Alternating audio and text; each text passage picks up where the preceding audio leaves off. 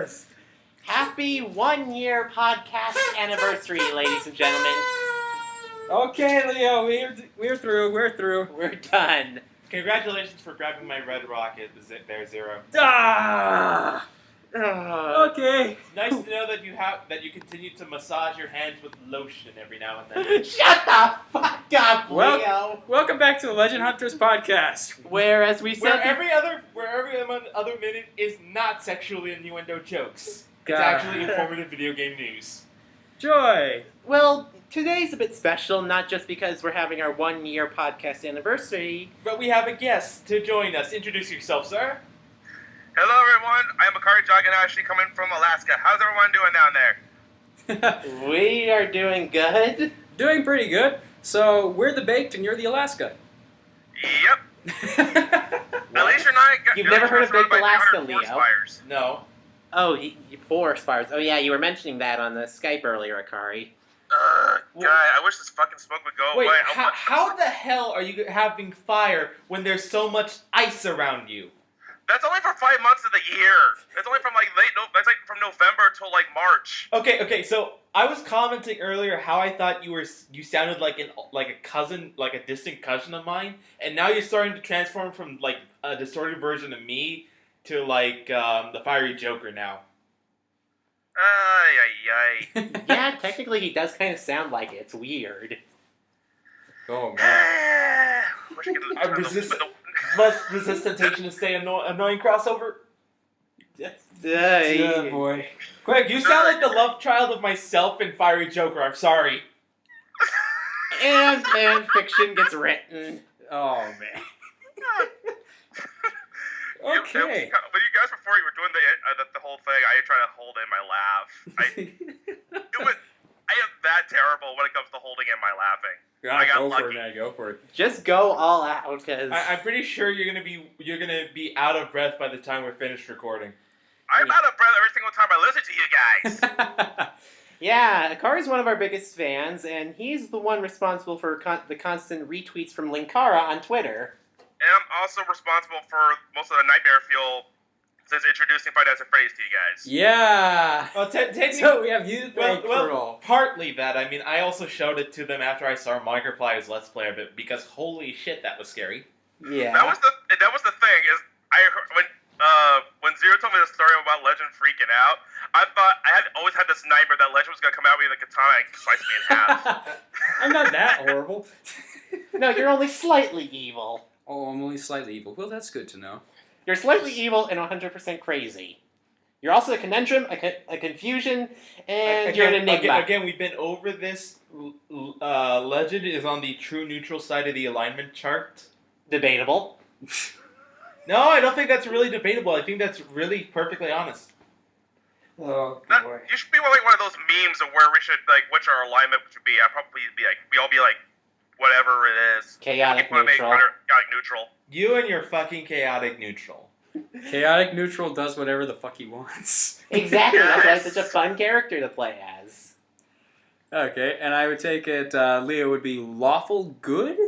Yeah, Possibly? Or that's chaotic good? I think it would be lawful good, yes. Lawful good, see, because that's been cemented ever since I met freaking Tails, to the point where she used to just call me Lawful as a nickname. Like that's how straight ace you know you are when your nickname is Lawful. Oh. Well, you are a paladin. Most of the time, but Most of the time. but that's beside the point. Alright then, so with the introductions out of the way, let's go ahead and start asking about how each of our weeks were. Starting with Akari. Yes. Oh boy. How did we start with this week? So overall my week's been pretty good despite some hectic stuff at work. Monday night was one of the best days of my life because I got my PlayStation 4 finally! Dude, I'm so jealous! And it came with the new Batman game. Ooh. At least you got that one and not the PC version. Oh god, don't remind me because I saw Angry Joe freak out when it comes to the PC version of that game. Everyone was freaking out over the PC version. Yeah, and actually I found out that that Warner Brothers actually pulled it off of Steam and responded by saying, "We're going to fix this shit. You can go ahead and get your refund off of Steam." Ooh. See, they're not totally bad at all. I mean, at least they're asking that. Yeah, at least they're actually upfront with this bullshit. Oh, yes. So what else have you gotten for the PS4? I know from you gave me your game voucher for The Last of Us Remastered. Yes, I did. Because And God knows I'm not playing a zombie game. It's not Well, really a technically not really zombie zombie game, it's because they're not more really of a dead drug-induced virus game. Yeah, Thank and you. very depressing. That too. Ugh. And what was it? I also got Tomb Raider Definitive Edition, and good God, this thing runs so smoothly. That's like the game I'm playing the most right now. You can see the dirt glistening off of Laura's butt cheeks. In a way, yes, and you can see like the dirt. You can see like everything. It just runs like the camera just goes like.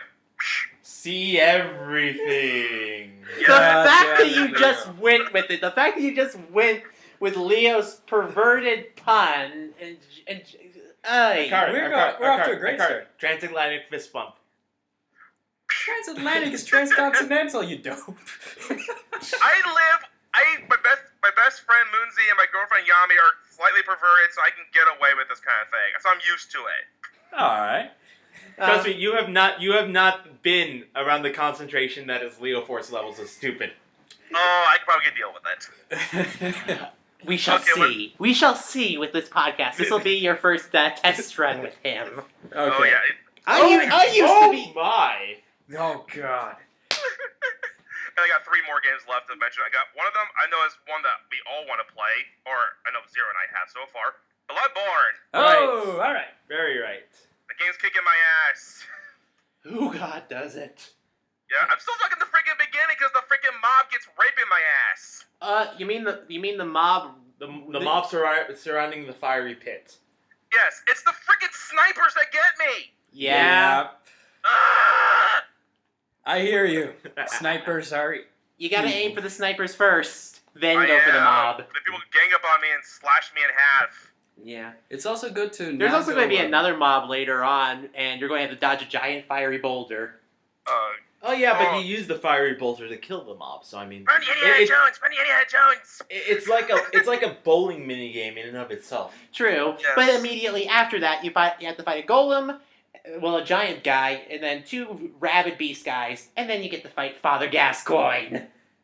Oh, the stories I heard from Rainbow about that one. I think my best suggestion would be don't treat it like Devil May Cry. Treat it more like Metal Gear Solid. I suck at that game. I suck at stealth games in general. Well, then welcome to Die. Well, it's a good time to learn. Yeah, Speaking of and aren't you Die- still trying to get through Dark Souls? I remember you constantly raging at me for how bad you suck at it. Don't remind me about that. Oh, no. Leave I got off our I got guest. better. Leave I off got our better. guest. I don't leave off him when we chat in Skype. Oh, wait. Okay. Next one is Mortal Kombat 10. Yes! Yes, I'm playing the story mode right now. I can say the story is pretty good so far, but the one thing that bugs the shit out of me is that it's focusing too much on the new characters. That's how it should be! It's new generation. And what it's gonna take me longer to get used to is in this story is Scorpion is now mortal. Yeah, he comes back as a human. I'm like, dude, that's awesome. It's awesome, but he no longer has hellish powers, doesn't he? Yeah, but he's still a He's not the badass spear ninja and master. teleportation thing. Okay. Which of the new characters do you like the most? And I'm not just talking about the kid, the progenies.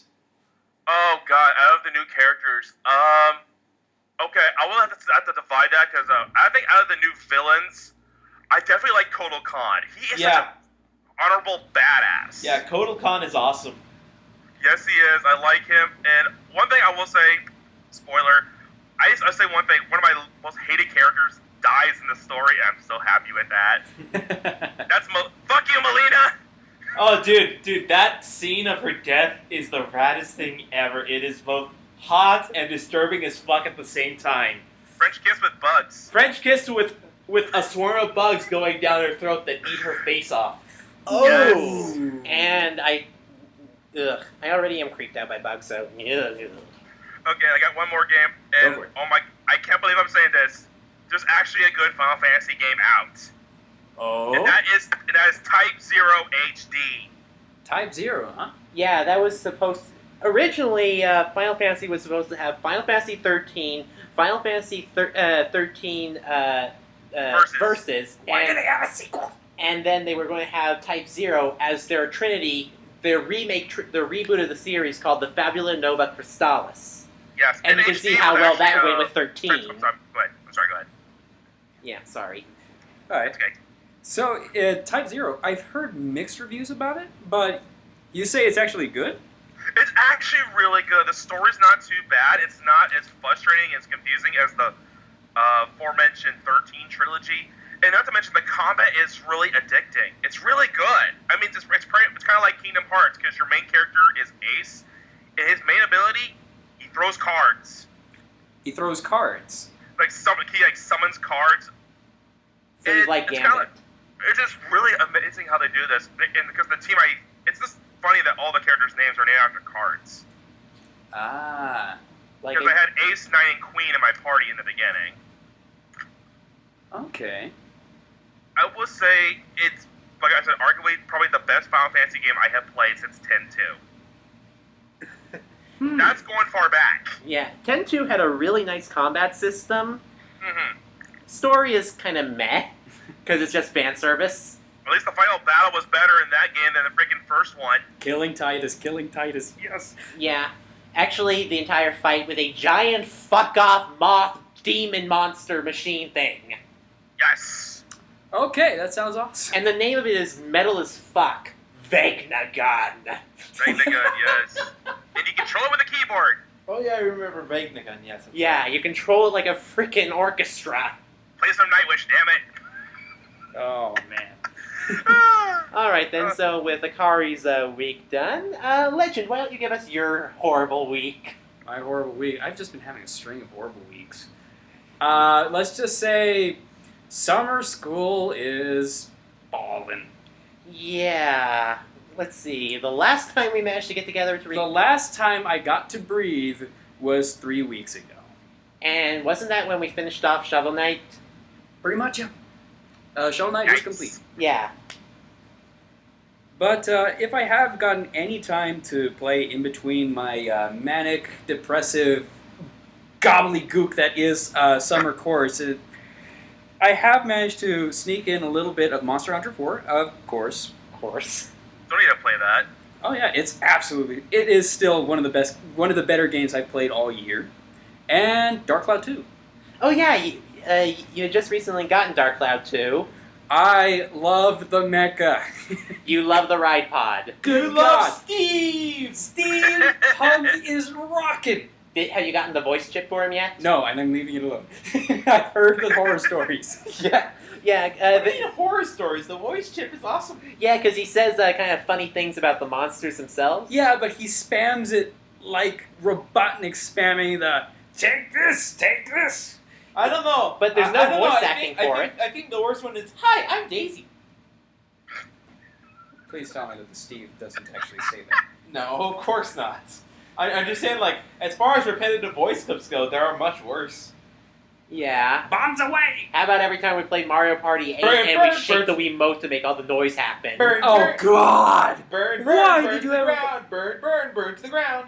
Oh, shut up, Leo. Okay. Let's. I don't want to use my screen pillow already. I'd like to save my voice. That's what my hat's for.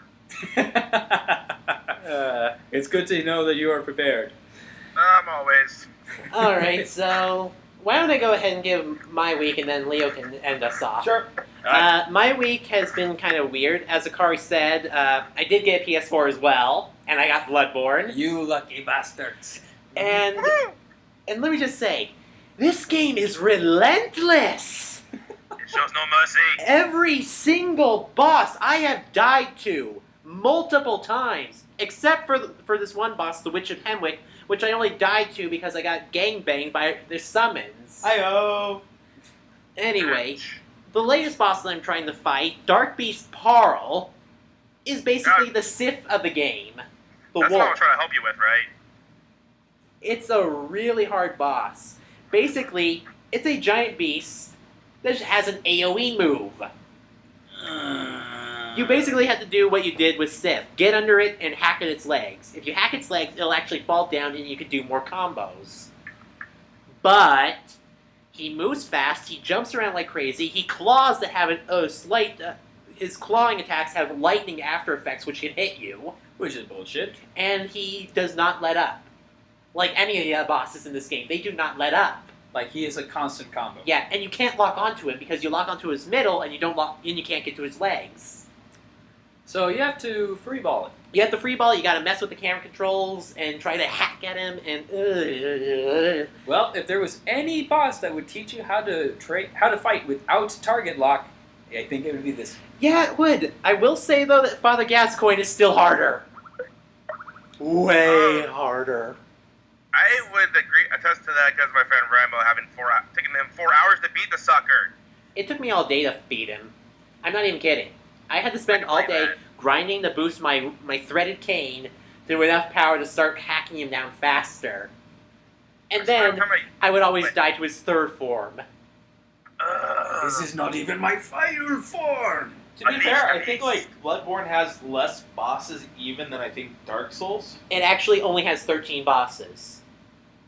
Well, So I actually saw a list of bosses ranked from weakest to strongest. And Gascoigne was like number 10 yes, in strongest, from weakest to strongest. Yeah. Gascoigne was 10. yeah, I would agree. and 13 is strongest, or? 13 is strongest. Rom the vacuous spider. Because what it does is, at first it doesn't do anything. It just has a bunch of spider minions around it. You can ignore those and hack it. It'll then teleport, and then start... And then Wait, we've got teleporting spiders? Yes, that summon meteor. It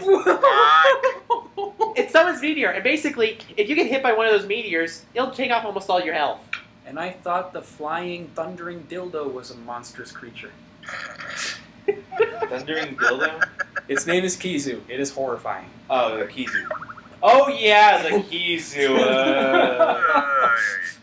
I've had a little bit of progress. I played a little bit of the Monster Hunter iOS game, so I'm kind of familiar with that. And it is horrifying. Yeah.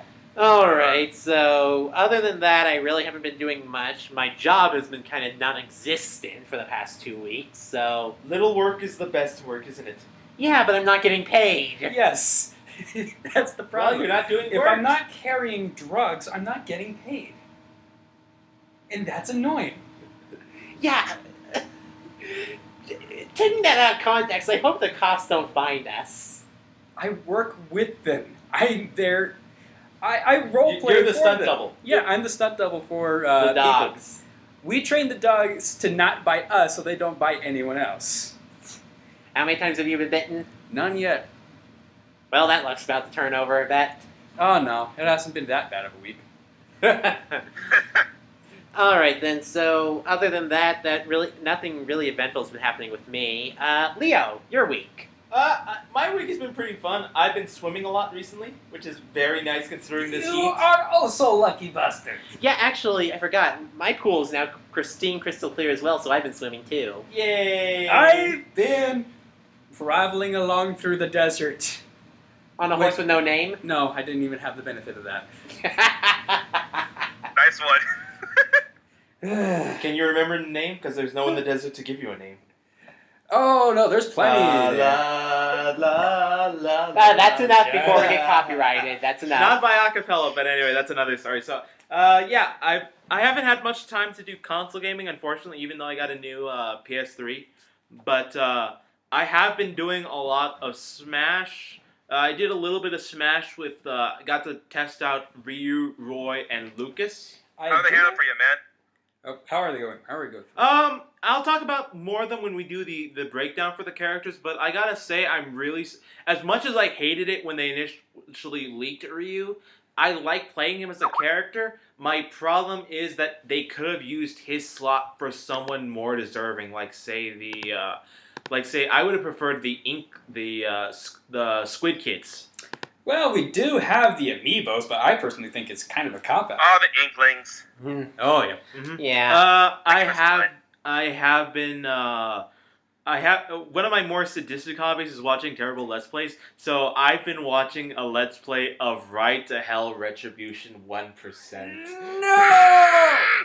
No! It burns! The memory of it! It burns! Which I kind of love watching it because it's hilariously stupid. It's bad! It's beyond bad. it makes me to the The point. power of Miyamoto compels you. It makes me to the power of point- Miyamoto compels you.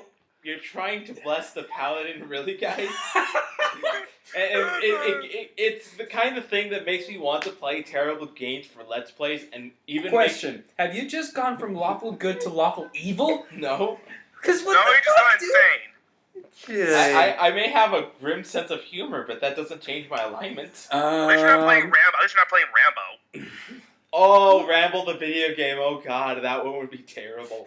Yes. Oh God! Ugh, I don't even want to think about it. I don't want to think about it. But as far as good games, Pokemon Heart Gold. Still working on that, huh? Well, actually, I'm switching between Heart Gold and Platinum quite a bit. I have been playing. Actually, I have been playing a lot more PC games since the summer sale finished. Oh, it finished? Again, yes, it did.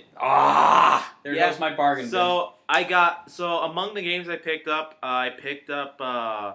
Mercenary Kings, which is one I wanted for a really long time, which is a fantastic game to play with. And Breathe, man, breathe. It's incredible. There's a gun building mechanic which lets you build the guns all sorts of different ways. Oh, nice. There's body changes which change physical stats. It's a really fantastic game. It's Metal Slug with the art style of Scott Pilgrim.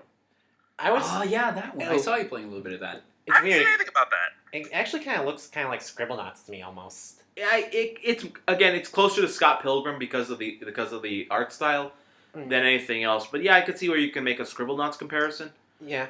One of the things I also picked up was this is from, I think you got this from me, Akari, Shantae Risky's Revenge. Yes, that's right. I got you that one for your birthday. Yeah, Shantae's Risky Revenge, which is an awesome game. I'm enjoying it. It has some really interesting foreground background movement, and definitely the combat is fun. So it reminds you of an old classic beat 'em up platformer. So I'm enjoying it a lot. All right, Right. then. That's good. Other one that I played recently was Vertical Heroes HD. Vertical Heroes, huh? Which is a HD remix and remastering of a old Nerduke Flash game, which I used to play the shit out of back in college, and I love the remix version.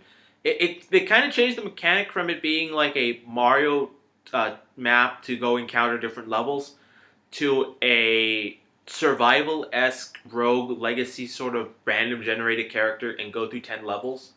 I've been able to make through, I think, 6 levels, which is a pain, which is saying something because you can typically die after the 3rd on your first run just because the game emphasizes grinding. Huh. So I guess the difficulty spike is more exponential than it is linear. Yes, it is. It is very much like that. And so the only level ups that you get, aside from finding new traits in the field, are boost your attack, boost your health, or boost pacifist orbs, which are these little orbs that show up in the stage the first time you enter it. And they give you golden XP when you retrieve it, but they disappear as soon as you kill an enemy. Huh. So you typically will open up trying to grab as much junk as possible before just laying waste to your foes. Ah. Okay. All right, So then. That's cool.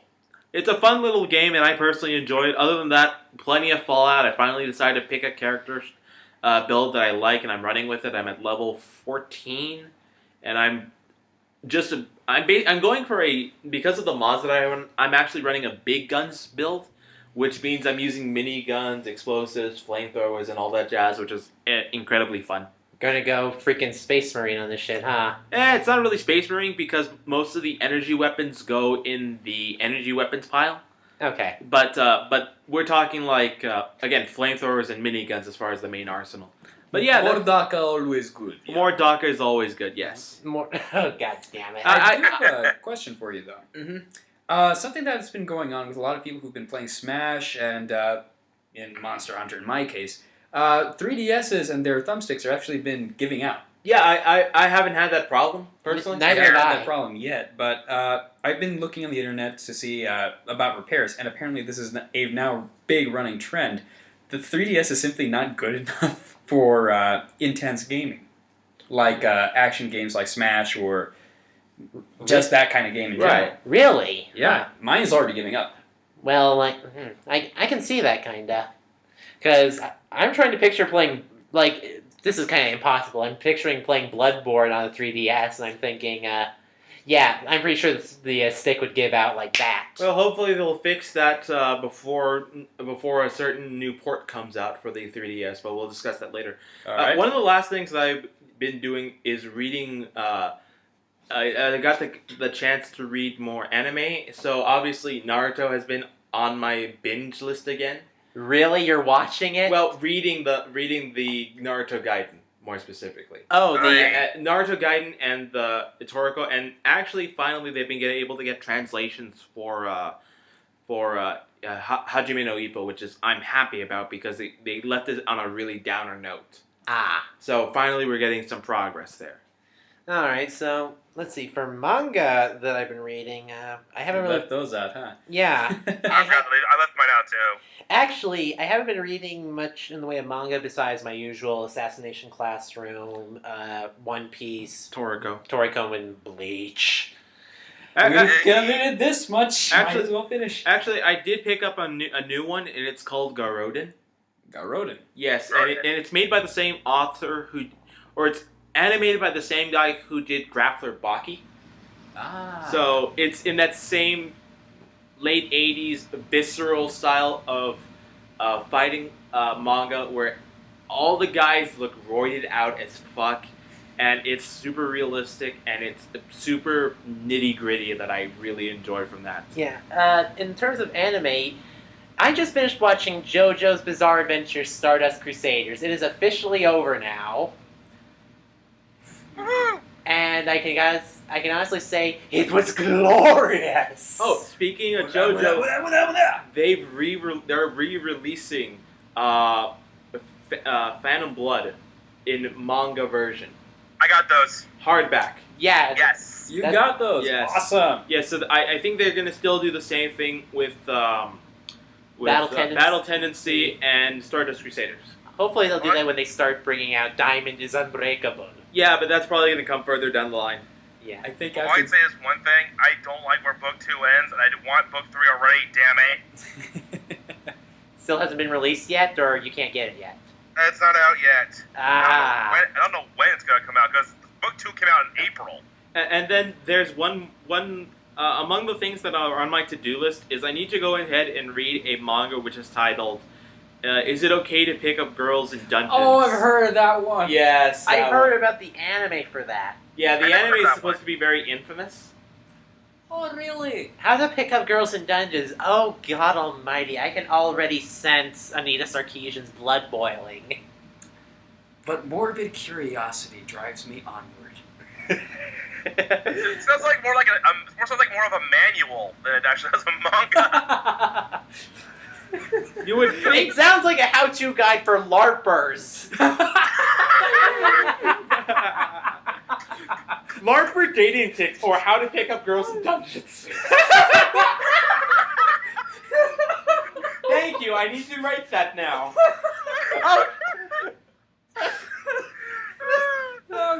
You would make a fucking mint off of that. But I think the biggest, as far as like the biggest thing that I enjoyed was at the end of the latest chapter of Naruto Gaiden, where a big fight happens. The bad guy gets betrayed by his soldiers, and a fight's gonna break out. And Sarada goes ahead and says, "Fuck this!" Activates the Sharingan, jumps into the middle of the enemy lines, and does a soccer-style seismic punch and takes out a lot of troops. Oh. Everyone looks surprised except for Sasuke, Who is smug smug. as fuck. He's saying, "Daughter, do me proud." Yes. And, Okay, and here's I might actually consider picking this up now. should we mention about Sarada from the manga, or like about her actual? Let me read this. Fair enough. Fair enough. Fair enough. Since we are on this topic. Trust me, it's gonna, there's some dongs that I think that you're gonna be very surprised to see, so I think you'll enjoy you're it. going to be mouth agape. You're going to be like a boy. Okay. Now, I also have one. The Tate no Yusha light novel translation has finished. Oh, the Tale of the Shield Hero. Yes. I still need to read that. I still highly recommend it. Maybe I should put a link in the description for where to find the fan translations. Please do. These fan Yes. translators deserve all the credit. They're awesome. Also, I've managed to find Shugeki no Shoma in print. Shokugeki no Soma? Oh god. Print as in English translation here in the States? Ooh. It's over in the Fountains of Farah, though. It's over in the what? Fountains of Farah. The fountains. That would be the other side of town. Huh? Yes. Yeah, aka through the hell that is the East Side traffic. Okay, we'll go on then. But the thing, yeah, I'm not about to. Yeah. Okay, so I think that covers it. Aside from our manga fangasms, is there anything significant to note other than that? No, I think it's about. We're already 30 minutes in. I believe it's a. Shoot, I forgot. I picked up another Go for it. game. I'm so derpy right now. Go for it. I picked up Pokemon Mystery Blue Team Mystery Dungeon for the DS. You picked up Rescue Team for the... The Blue Rescue Team Mystery Dungeon. Yeah. Whew, that brings back memories. Isn't that the GBA one? No, No, that's Red. that's That's Red Red Team. Rescue Team. Oh, Blue came out on DS? Yes. Blue Yeah, came out it on the DS and Red came out on the Game Boy Advance. And you could Uh-huh. actually do some cross stuff between the two. Huh. And I did the personality test, and really? A freaking Charmander? What do you mean a freaking Charmander? Charmander is awesome! His I favorite hate is to say it, Charmander's Bulbasaur. my least favorite out of all the main three of the original starters, because, well, one thing is, it's not that I hate his stats or anything, it's just that everyone around me keeps picking, and I'm like, what? So I went Bulbasaur for my first game, so that's what I picked as my partner, though. Prepare for hell. Prepare for hell.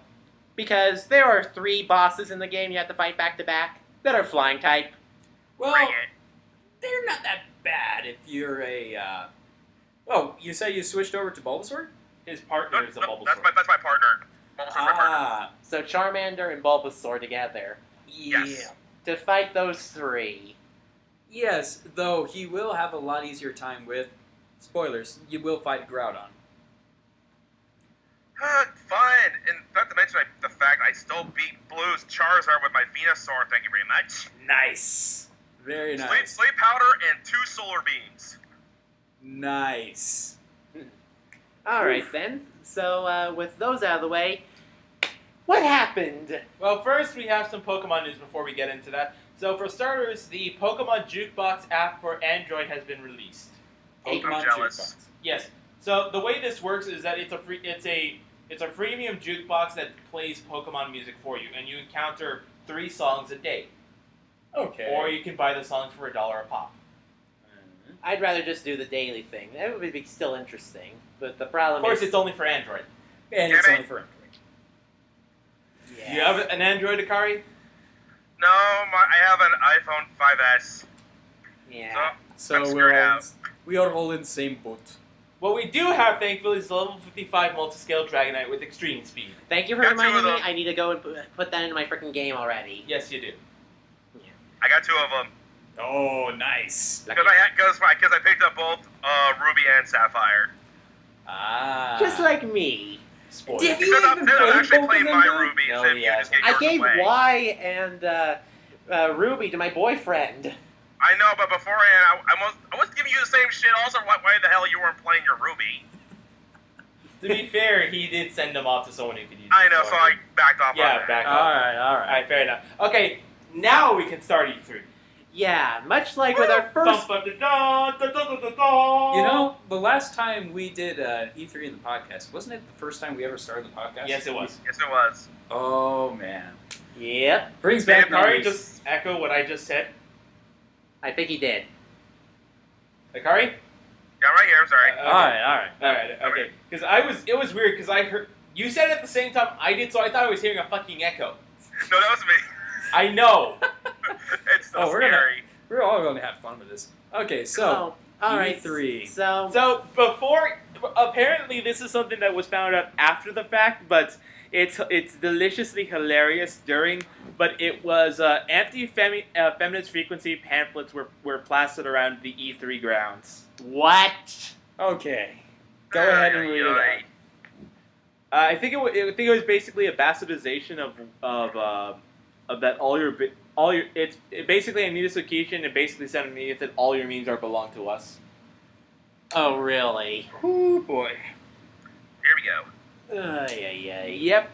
All right, let's move away from that and talk about something more interesting. Like the Nintendo World Championships. Yeah. Holy God, was that thing awkward as fuck. What do you mean awkward as fuck? It was awesome. They had a kid guest star. Yeah. What the fuck do you expect on this shit? Were you expecting Leonardo DiCaprio? No, but we did get Ego Raptor. Yes, we did. Oh, for fuck's sake. Yeah, Eagle Raptor was awesome. I'm sorry, go ahead. No, go for it. I was gonna say there was another YouTuber on there I actually recognized. Who? Jovenshire. He was on Smosh Games. Yeah, there was quite a few. There was quite a few guys from Smosh, as well as a couple of the speedrunners, which I didn't recognize, but apparently they were known speedrunners.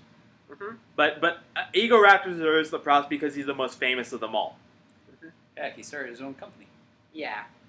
Really? Oh yeah, he's actually the boss of Game Grumps Incorporated, basically. Oh man. So aside from the fact that the Nintendo World Championships came back, in which they had 5 games played through to progress to the major rounds, and then an elimination losers bracket, Yeah. which featured speed runs and playoffs of things like Legend of Zelda, Super Metroid. What was Balloon Fight was one of them. I think that was the one that Ego Raptor got kicked out of, actually. Yeah. He got kicked out. Well, he lost in that losers bracket round. Okay. I thought he was like banned from No. He got kicked. That was the game that he got eliminated. Basically, the winning teams moved on. The losers bracket had an elimination, so only one of the losers in the losers bracket got back into the fight. But the lineup went down in the form of it would start off with Splatoon team matches, Which was kind of interesting to see. which was, I thought, a very good move on their part. It went to the unknown of Blast Ball. Blast Ball on 3DS for the unknown entry. Then it was Mario Kart, or it was Mario Kart. It was Mario Kart. Mario Kart, followed by Smash 4. And then for the last round, for the final one, it was Super Mario Maker Mario Maker Rooms. Yep. That was awesome. Which I admit was very awesome. But before they even started the Smash one, there was some stuff that had to be. There was a grudge that Reggie had to go. That Mr. Reggie Fils-Aime had to deal with, which was with CT Hungrybox, the best known Jigglypuff player on the professional circuit. Oh no. and So this was a match that was apparently a year in the making because Reggie called out Hungrybox more than a year ago. and he says, "I'm going to kick your ass," and they just kept going, "Kick your ass, kick your ass, kick your ass." So he had to own up. He had to man up or shove off. So the deal was it was a 5-round elimination smash match with items on, and again, like I said, Hungrybox is a professional player with Jigglypuff. So it was funny as hell to watch Jigglypuff smack the shit out of Ryu 19-2. 19-2. He actually got 2 hits.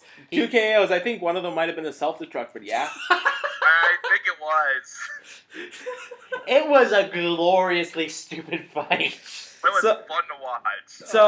So with that, Lucas was eventually released in addition to Roy and Ryu at the same time.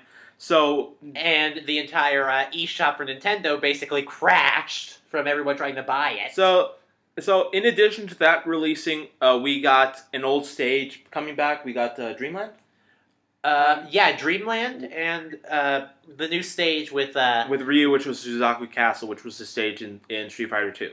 And we played that, and the main form of it is awkward as hell. Yeah, there's a walk off like in the Mario Circuit.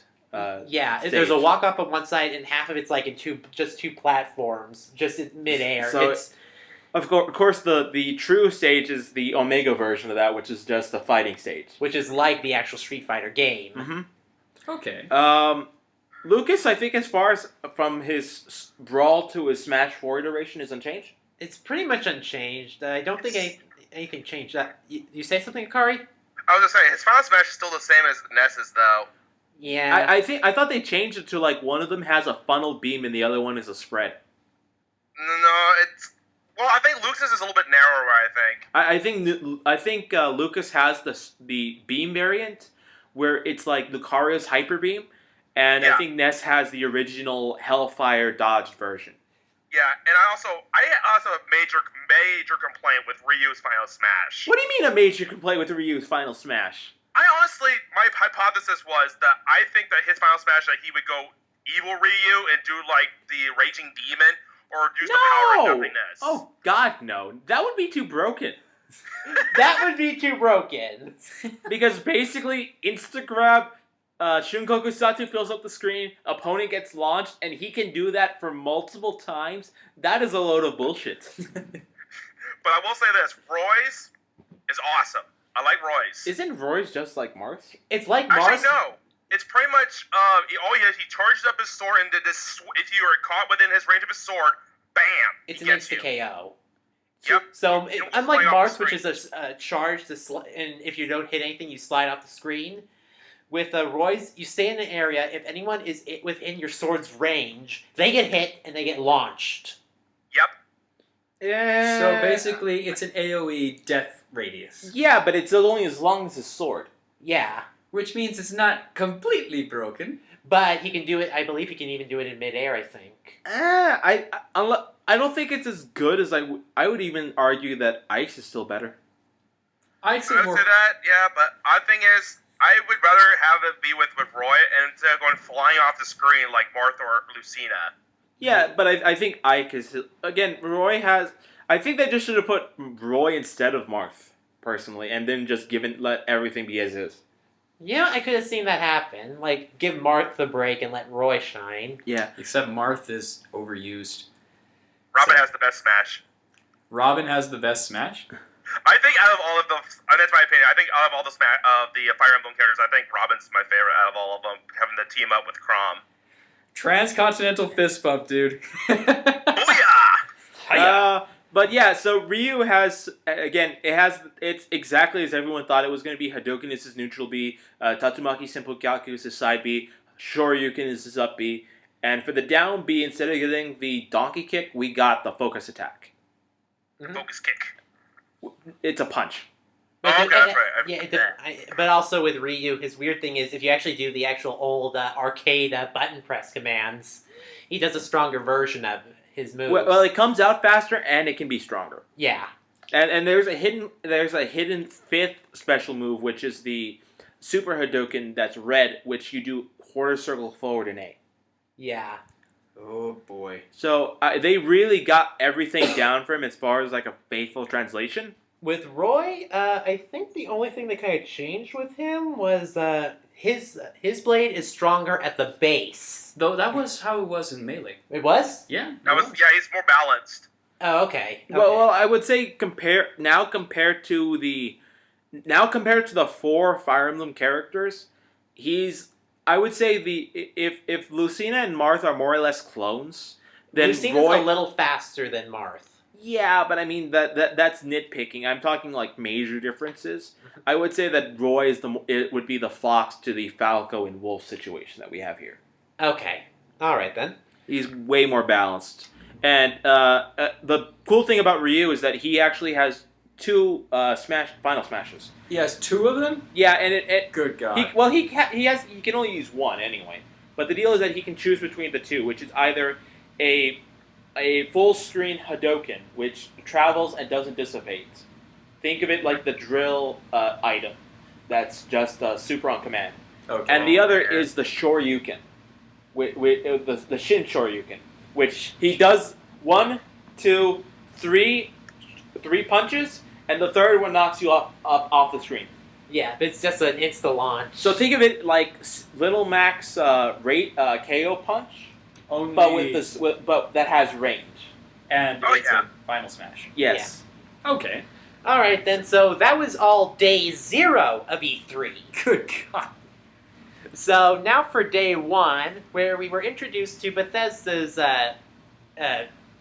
conference. Conference, and holy fuck! Where do we begin? Well, holy fuckballs. Yeah, let's just start with the first thing on the list: Doom 2016. Yes! I gotta say, that was pretty brutal. Yes, it was. brought me back to the glory days of when I used to play on PC when I was only 7, 8 years old. You played Doom when you were that young? I am not kidding. Yes, I'd have. Aren't you like 4 to 5 years older than us, something like that? Turning 29 later. Yeah, 4 to this 5 year. years older than us. Yeah. Alright. And I would say, yeah, I think I remember like vague memories of running my face into a brick wall again and again and again. I think I actually saw my dad playing it, and I tried playing it myself. You know what? I can't believe this. I actually do remember playing Doom as a kid. But I was playing it at school on the computer lab there. Ooh, you see. Oh my god. I didn't have any experience with Doom, but I did know, I did have a Mormon friend whose brother played Duke Nukem Forever 3D. I think what happened for me in school was some kid brought a floppy disk or whatever it was that had Doom on it and brought it into play. Oh god, imagine being graded playing that at school. The thing is, my mom was friends with the computer teacher back then, so Like, I'm pretty sure he just brushed it off. Said kids will be kids. Mm-hmm. So yeah, Doom 2016 coming out. That's going to be awesome. Next on the list, well, actually before that, we do have a small douchebag of the week moment, and that goes to Anita Sarkeesian. Is there any point when Anita Sarkeesian isn't doing something annoying? When she isn't, she's often playing the victim. She was featured in Jon Stewart's talk about internet harassment. Yeah, and Akari showed me this earlier. Time Magazine has the 100 most influential people, and she's yes, on there. She's on the list. She made the Well, fucking list. Well, she's influential for good or for bad. She's influential. She's influential in the fact that everyone has been influenced to want to beat the crap out of her. I know what she's trying to do, I do and too. I can respect that. Unfortunately, She's going about it the whole goddamn wrong way. Yep. She's making herself into a victim. She's basically pining for attention and trying to make enemies wherever and whenever she possibly can. And not to mention she's a freaking hypocrite. There we go. There you go. Remember that screenshot of her With all her games. with all of her games? Didn't Yes! you see a little game called what was it? Fallout 3. Well, not just that, but I was going for Dead Planet. Gears of War. Gears of War 2. Gears of War? No, not Dead Planet. The one with the Dead Space. Dead Space. Dead That, Space. that was the one I was thinking of. Yes, Dead Space. Yeah. And Dead is Space. that not basically a gore fest with monsters? Yes! So, yeah. There you go. Fucking hypocrite. Go fuck off, Anita. Go fuck off and leave us all alone. And also, the other person that was commenting on the whole thing, John McIntosh. John, if you're hearing this, fuck you. Yeah, he was another And, asshole. and now Akari has become the Green Scorpion. Seriously? Oh, God. Listen to him. God. What is that? Who's that again? The dude who does the Weapons Month breakdowns. Oh, honestly, I've never watched him before. You need to watch the weapon breakdowns. They're really fun, actually. He is I'm pretty about good. to check that out.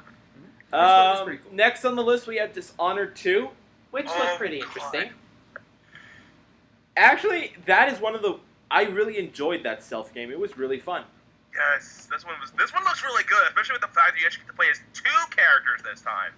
Right. Ooh. Yeah, and I believe one of them's a female character, which I'm surprised Anita didn't talk about that, saying how great that was. Yeah, she's the princess from the first game. And Corvo's daughter. Spoilers. Yep. Although, really, I don't know how it could be called a spoiler because I called that shit the moment I saw it. Like how Spoonie called Booker Father Comstop in like the first minute. Oh yeah, in that game too. Although that one threw me for a loop, but that's just me personally. Yeah. Next on our list is Battlecry. I don't Okay. remember this one. They showed this one off as their like free to play shooter, kind of like Team Fortress 2. Oh right. That It one. looks like Team Fortress 2. Yeah, it had a similar art style. Yeah, but personally, like, there's a lot of that going around between this and Overwatch, which is Blizzard's attempt at Team Fortress 2. Blizzard's actually pretty cool. Well, You know, they say imitation is the finest form of flattery, but I think it's just getting repetitive. Oh. And the last thing from Bethesda, Fallout 4 and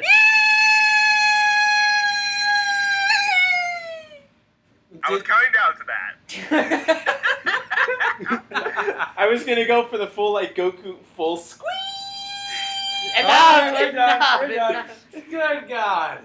So yeah, I The was day the legend squeeze is the day the world comes to an end. Legend Squeal a Or while ago. Leo squeeze. Oh, boy.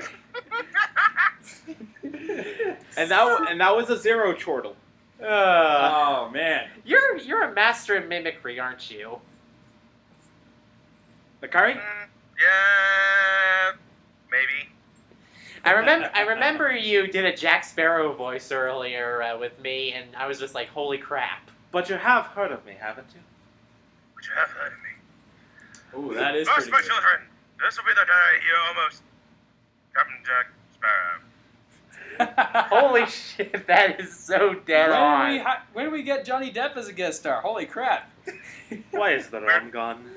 Where's But yeah, Fallout 4, amazing! Amazing. I gotta say, someone who's actually late into the Fallout franchise, this one looks actually pretty awesome. Leo actually showed me Fallout 3 a long time ago, like 2 or 3 years back. And we attempted like a one-shot of Fallout New Vegas where we were playing as like a black Colonel Sanders or something like It that. was a Mexican Colonel Sanders. Mexican yes. Colonel Sanders. So yeah, never. Eventually, we didn't get to it because that would probably be more of a solo thing, but still kind of hilarious to do. Yeah, well, this was actually before we even had the recording software to do it. Right. But what we did was I actually recorded us playing it to see if that would work. Right. And it did work. Right. But okay, so yeah, it featured a whole bunch of things from story to character creation to the revamped interface. To the fact that you can actually build an entire town.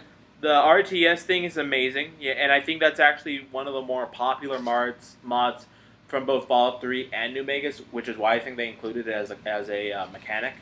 Yeah, and now... Personally, I'm going to enjoy the weapon and armor building. Oh, yeah, I saw that and I was like, holy shit, that's some insane customization. Uh-huh. Oh, man. I've never been on the big Fallout train, but I gotta say, overall, it looks like Bethesda's coming back strong from their Elder Scrolls Online Fallout. Yeah. Right. Elder Scrolls Online Fallout, you said? And then there's the whole pre-order thing where you actually get a fucking Pip-Boy that will actually come with a companion app for the game. Yeah, which you can just slide your phone in. And it even in game they have some little quirky stuff like Red Menace, which is a Donkey Kong clone. Oh, man. Yeah, This sounds awesome. Mm-hmm. Let me guess. Only for PS4. No, PS4 and Xboner. Neither of which I have. Well, you can also get it on your PC. But PC suck. For me. Because I have suck PC. Yeah, isn't your PC like, It's in a state of undead.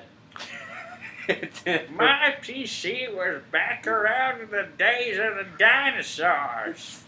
You can see the little claw marks on the keyboard. No.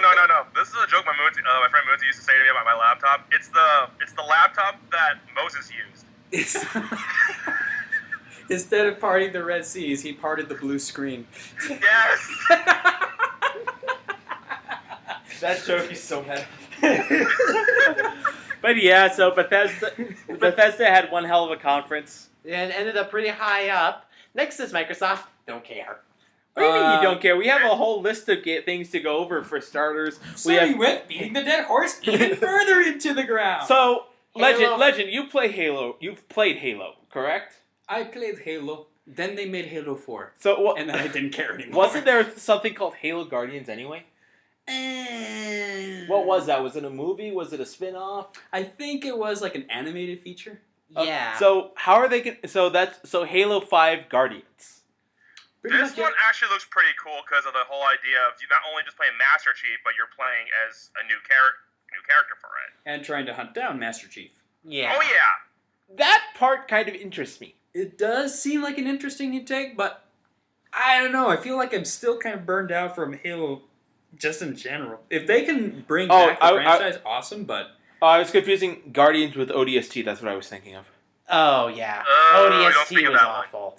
I liked some moments about ODST. For one, it was a sandbox. For another, they introduced a very fun new theme, which basically pitted you against wave after wave of aliens. I don't even think I got past level 2 of Reach. Reach was fun. I mean, Reach it's was still great. fun.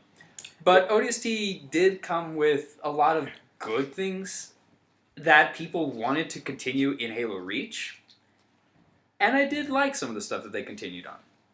And also, the one thing that ODST had that I will defend is atmosphere. Oh, really? Oh yeah, it's about as dark and gritty as Dark Souls. Isn't that the one where you have a team of Spartans and they all... They're not Spartans. Oh, no. Oh yeah, it's a They're soldier. regular soldiers, which means Right, they right, are way more mortal. Yes, Yeah. that's what it was. Mm-hmm. Oh yeah. And Okay. I remember, of course, the tearjerker ending they pulled at the end of the fourth one. Mm-hmm. Ah, Halo Reach. And then... No, not that one. At the end of 4 with Cortana. 4. Yeah. Well, that one I don't know. Again, after Reach, I kind of fell away because Same here. Because it's weird. The only time I enjoyed playing Halo was when I was playing with you guys. Yeah, because we were well, not just us, but we were also playing with Legend's cousin at the time, and we were doing 4-player shenanigans. Yeah, Lupus. yeah, Lupus was Before Yeah, still is. before he got attached to the hip to his girlfriend.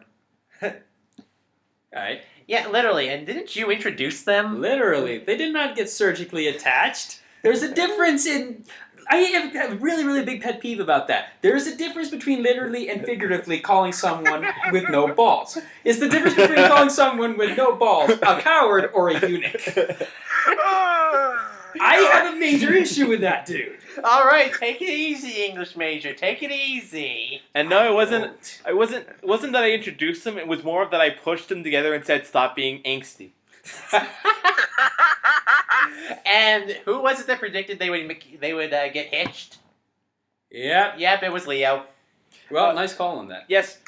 I unfortunately did not get the same results out of you and Dork Girl. Wait, me? You and Dork Girl, yes. Okay. The one who I gave me think the we're scar. Oh, Okay. Yeah, that Dork Girl. So Okay. yeah, let's get. But Let's moving on. move on. Let's away move from on. her. Okay, so Recore, which looks like a fun little franchise. It does. It looks interesting. I like how the idea with the trailer, with the whole thing with the orb being transferred from robotic body to robotic body, that actually sounds like a really interesting mechanic if it's actually put in the game. I agree entirely. Why am I thinking of Armored Core as well? Not really Oh my Armored God. Core per se. It's more of I would say more. It's like I'm getting Ico vibes. Is that appropriate, Akari?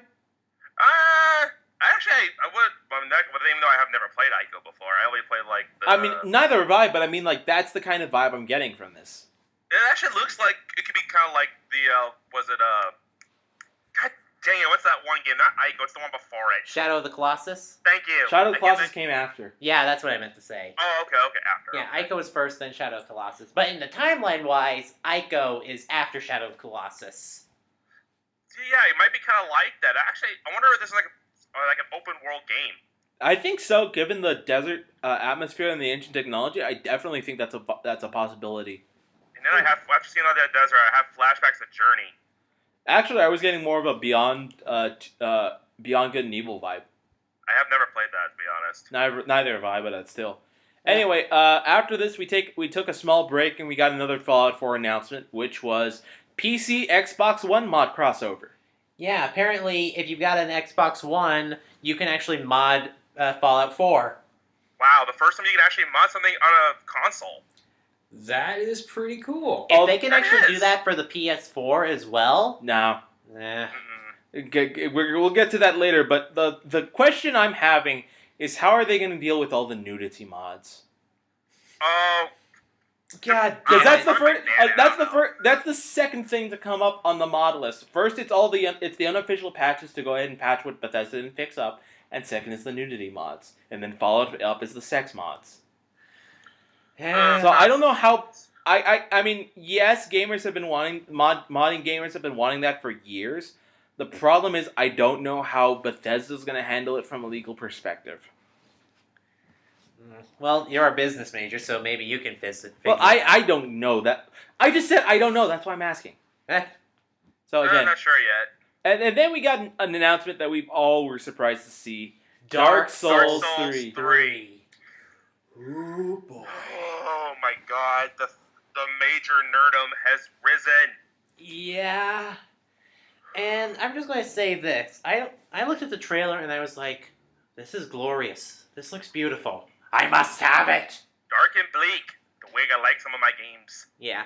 And thankfully, it's not exclusive. So Thank I can God. actually get it on the PS4, because fuck Xbox. Okay. So I still have neither the Xbox One or the PlayStation 4, so I'm still shut out from all this shit. And I still can't afford it. Oh, god dang it, your voices. Sorry, Leo decided to walk off for a I second. need to get a drink. So the next one, Alcoholic or non-alcoholic? non-alcoholic, it's just iced tea. Okay. But Okay, the next so- game on the list, which is one I'm personally looking forward to, is Gigantic. That actually looks pretty interesting. It looks interesting, though. It was mostly just a trailer. I would have preferred to see actual gameplay footage. Yeah, but I think that it's in early development, which is why we didn't get to see gameplay footage. But still, the concept of it looks very interesting. This is, again, looks like it would be the sort of free to play multiplayer brawler.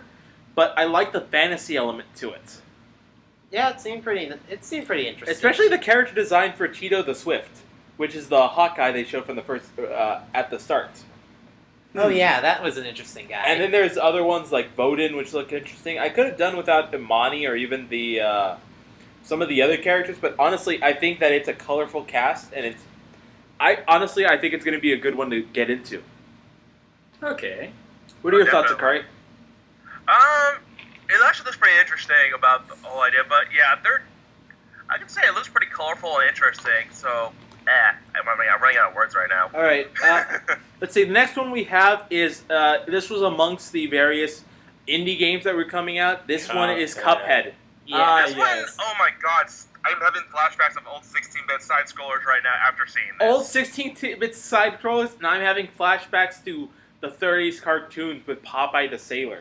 Oh Yes. god, dang! Popeye, the old black and white ones. I no, watched a Steamboat ton of Willie. those when I was young. It's like a cross between Mickey Mouse and Popeye. This is awesome. Yeah, except it's supposed to be foul as hell. Oh, really? Yeah, apparently it's. I believe the subtitle is don't ever make a deal with the devil. Don't Oh deal with the man, devil. here we go. Yeah. So the basic premise for those of you who haven't heard of the story, this game is that it involves the titular Cuphead, and I think his buddy is called like Jug Boy or something like Mug Boy. It's Cuphead and Mug Boy, and Oh, they God. make a bad deal with the devil, of course losing their souls, and the only way they can get them back is by doing the devil's dirty work. And that involves a whole bunch of crazy boss battles and fights. Shenanigans. It actually looks like a cartoon. It's weird how seamless it looks like an old style cartoon and not really a video game. Yeah. So if you ever wanted to play Popeye instead of just watch it, This here is the you way to go. Yeah, that's kind of creepy and crazy and all sorts of weird things. All right. And it looks awesome. All right, next one, Akari. I'm pretty sure you're gonna enjoy this one. Yes! Rise of the Tomb Raider. Yes! Woo! Whoa, watch it. I'm Oh, sorry, man. because the reboot Tomb Raider is one of my all-time favorite video games, and it's, like I said, it was one of the ones I've been playing recently. I can never stop playing it. Huh. All right. All right But then. with this one, I can say is this, from what I've seen from the demo, it looks like not only that, it looks like the environment is against you, and it makes everything a lot more intense and dangerous. And the story is really actually seems really good, despite the fact that the end of the first one, Lara looks like a freaking crazy woman, but she's trying to prove that the whole thing what happened in the first game, actually happened. So she's Yeah, actually trying to prove what's going on this time. Yeah, it's some kind of group called Trinity. I don't think that was in the old games, was it? No, this is a complete retelling, reboot of the whole thing. So this is all a brand new story for Lara. This is like how she started, basically. Yeah, like the original one was just like a prequel to how Laura became Lara Croft, and this is actually her doing her first actual tomb raid, huh? This is actually it doesn't take that much time after the newest one, basically. Okay, so it just takes like a few months afterwards. I think a few months or a few years, but other than that, this game is really hyped, and thank God it's coming for the 360 because I do not want to spend $400 or somewhat just to get an Xbox One just to get this game. Well, that's good. I hear you. All right, next one we have the Rare Replay. Oh boy! It's weird. Yes. I was actually expecting Rare to bring out like a Banjo-Kazooie game. That's why I Why thought would my you first expect that? We already have Playtonic working on it. Yeah, ukulele. Yes. So yeah, they're basically doing not really an HD remake, but kind of like a polished up versions of all their old games into one game system. Including Conker's Bad Fur Day, which I really, really, really want to play. Yeah, that one. I'm just wondering if it's like the remixed version, like the. I would assume it's the Xbox version unless they went ahead and put some polish into that because there were some issues with the multiplayer. Not just issues. The multiplayer was, I think, broken as fuck. Yeah. So it would be nice to see them polish up the gold, but I kind of hope that they don't throw in little turds here and there. Microsoft has a bad habit of doing that. Not counting the Great Soprano. Slow Prano is one of the best video game songs of all time. Yes, it is. Alongside that, Rare also showed off Sea of Thieves, Sea of Thieves, huh? which is their pirate game. Yeah, which That is actually looks really cool. Think of a more colorful version of Black Flag, and take out all the time travel bits. And put the music from Pirates of the Caribbean in there, and there you go. Ooh, now you have me intrigued. yeah, but again, it's for the X-Boner. Yeah. Like I said, this E3 with Microsoft really convinced me that X-Bone is a possible substitute. Possible. Next up is another thing that Akari's going to like: Gears of War 4. Oh yes, after the major disappointment of which was Judgment. Oh god, damn it, the memories of that game, because I literally beat that game in the first 6 hours with a friend of mine. It's like BioShock 2. We don't talk about it. Yeah, Just don't talk about it. Yeah. But You this talked one, about it looks like either it could be a prequel during the Pendulum Wars, or it could be somewhere after the third game, because we have new characters in this one. And I can say it's one thing with the demo. I was literally creeped out of how dark and atmospheric this actually looked. I didn't get to see this. Did they change anything as far as the mechanics go? By the looks of it, no, but the enemies look fucking creepy. They're like ravenous giant mutant dogs. There was this man and this woman, I don't know what their names are yet, but they were chasing this one dog until they reached this town square, and holy shit, there's a herd of them, and they start gunning them down, and that's where kind of it ends right there. Mm-hmm.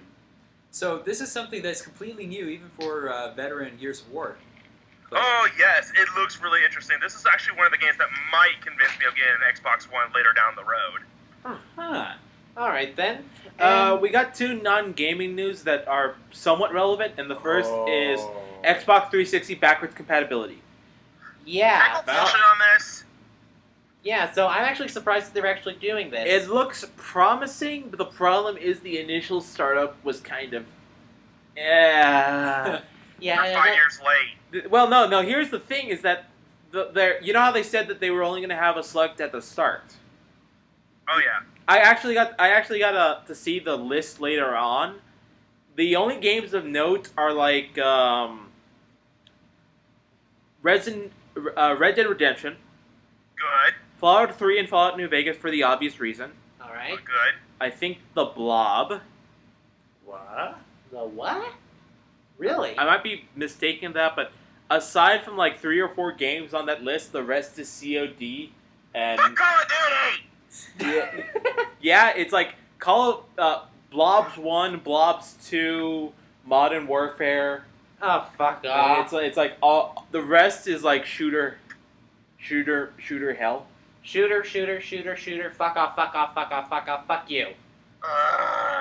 Fuck Did Call they of have Duty. Tales of Vesperia on that one? Not even Probably close. Fuck! Tales of Vesperia is too big, dude. Oh, come on. And then the other one was, of course, announced earlier, but they cemented it during the conference that they're getting. Well, this one is actually a separate one. They're getting into it with Valve with VR, with virtual reality. Which is going to be interesting, but I think we should just focus on the games that we are working on now and not really focus on the whole it's fully immersing ourselves in the game. So I think the closest Virtual reality is still a so the good thing is that the Kinect is dead. Yes! And at no point in this entire conference did the Kinect come up. It's like they're trying to bury it. I hope they bury it. The bad news is that we're still getting VR bullshit with weird controllers that look like you're playing nipple twisters. Yeah. All right. Well, if you do it right, you can get some good stuff. I haven't tried this. Excuse me. Excuse me, Leo. That would be inappropriate. Don't tweak Legend's nipples. God damn it. You really had to say that. Yes, I did, because don't you dare do mine. God damn it, guys. Keep your hands I to have no yourself. position in this. Nothing is happening, I promise. Speaking of nipple torture. Oh, what's next on our list? EA. The entertainment. And everyone's very game company. EA, which stands for Evil Assholes. There's some bad stuff that they've done. But what do they have to bring to the table? Sorry. Anyway, first up on our list is Mass Effect Andromeda. Yes, Moonsy is happy about this one. Oh, really? She a Mass Yeah, Effect nut? she and Raimo are huge Mass Effect fans, and this is one of the ones they've been waiting for ever since the third one ended. Huh. Really? I did hear a lot of controversy about the ending to Mass Effect 3. Yeah, basically, no matter what you choose, spoilers, Commander Shepard dies. And of course, fans were pissed off at the whole thing. They made a fourth ending where you don't die. Ah. Yeah, but I'm pretty sure it's still a crappy ending, right? I mean, I wouldn't really know. I consider it that because, for one thing, I haven't played 3. I only played like the first 2, and I'm really slowly getting into them. Yeah. Space games are not really for me. I do have a little bit of a soft spot for space games. I mean, Comet Busters was one of my favorites. Like, you know, the asteroids. Oh, yeah. That was a fun one for me. And when they evolved into something like spaceship fighting from Star Fox and in Halo Reach, when you got to pilot a freaking spaceship in dogfight modes. Yeah, that's great. Though I don't know, Mass Effect never really struck out towards me. Personally, they would have a better chance doing like Mass Effect Persona Really? or Mass Effect High School. Seriously? Yeah, because really, I think there's a bigger population of the gaming community who enjoys the shipping aspect more than the actual gunplay and space opera aspect. Oh yeah, the shipping thing with Mass Effect was off the scale. You can pair him with anybody. Yep.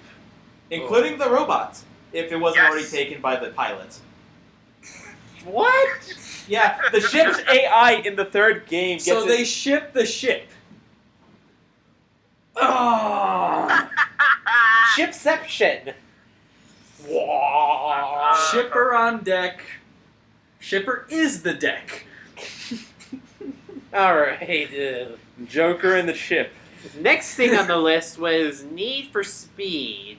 Now remind me, is this the one where they descended the car onto the stage? Or was that Forza? I don't think they descended the cars for Forza. Yeah. I think that was Need for Speed then. Ah. Well, either way, another racing game. Meh. Moving on. Star Wars, The Old Republic, Knights of the Fallen Empire. Oh, The fuck, Vanquished. Yes. And if they had any more text, they would go ahead and fall off the screen. The trailer for this was just amazing. I will say that this is I think probably the best trailer at for Electronic Arts anyway.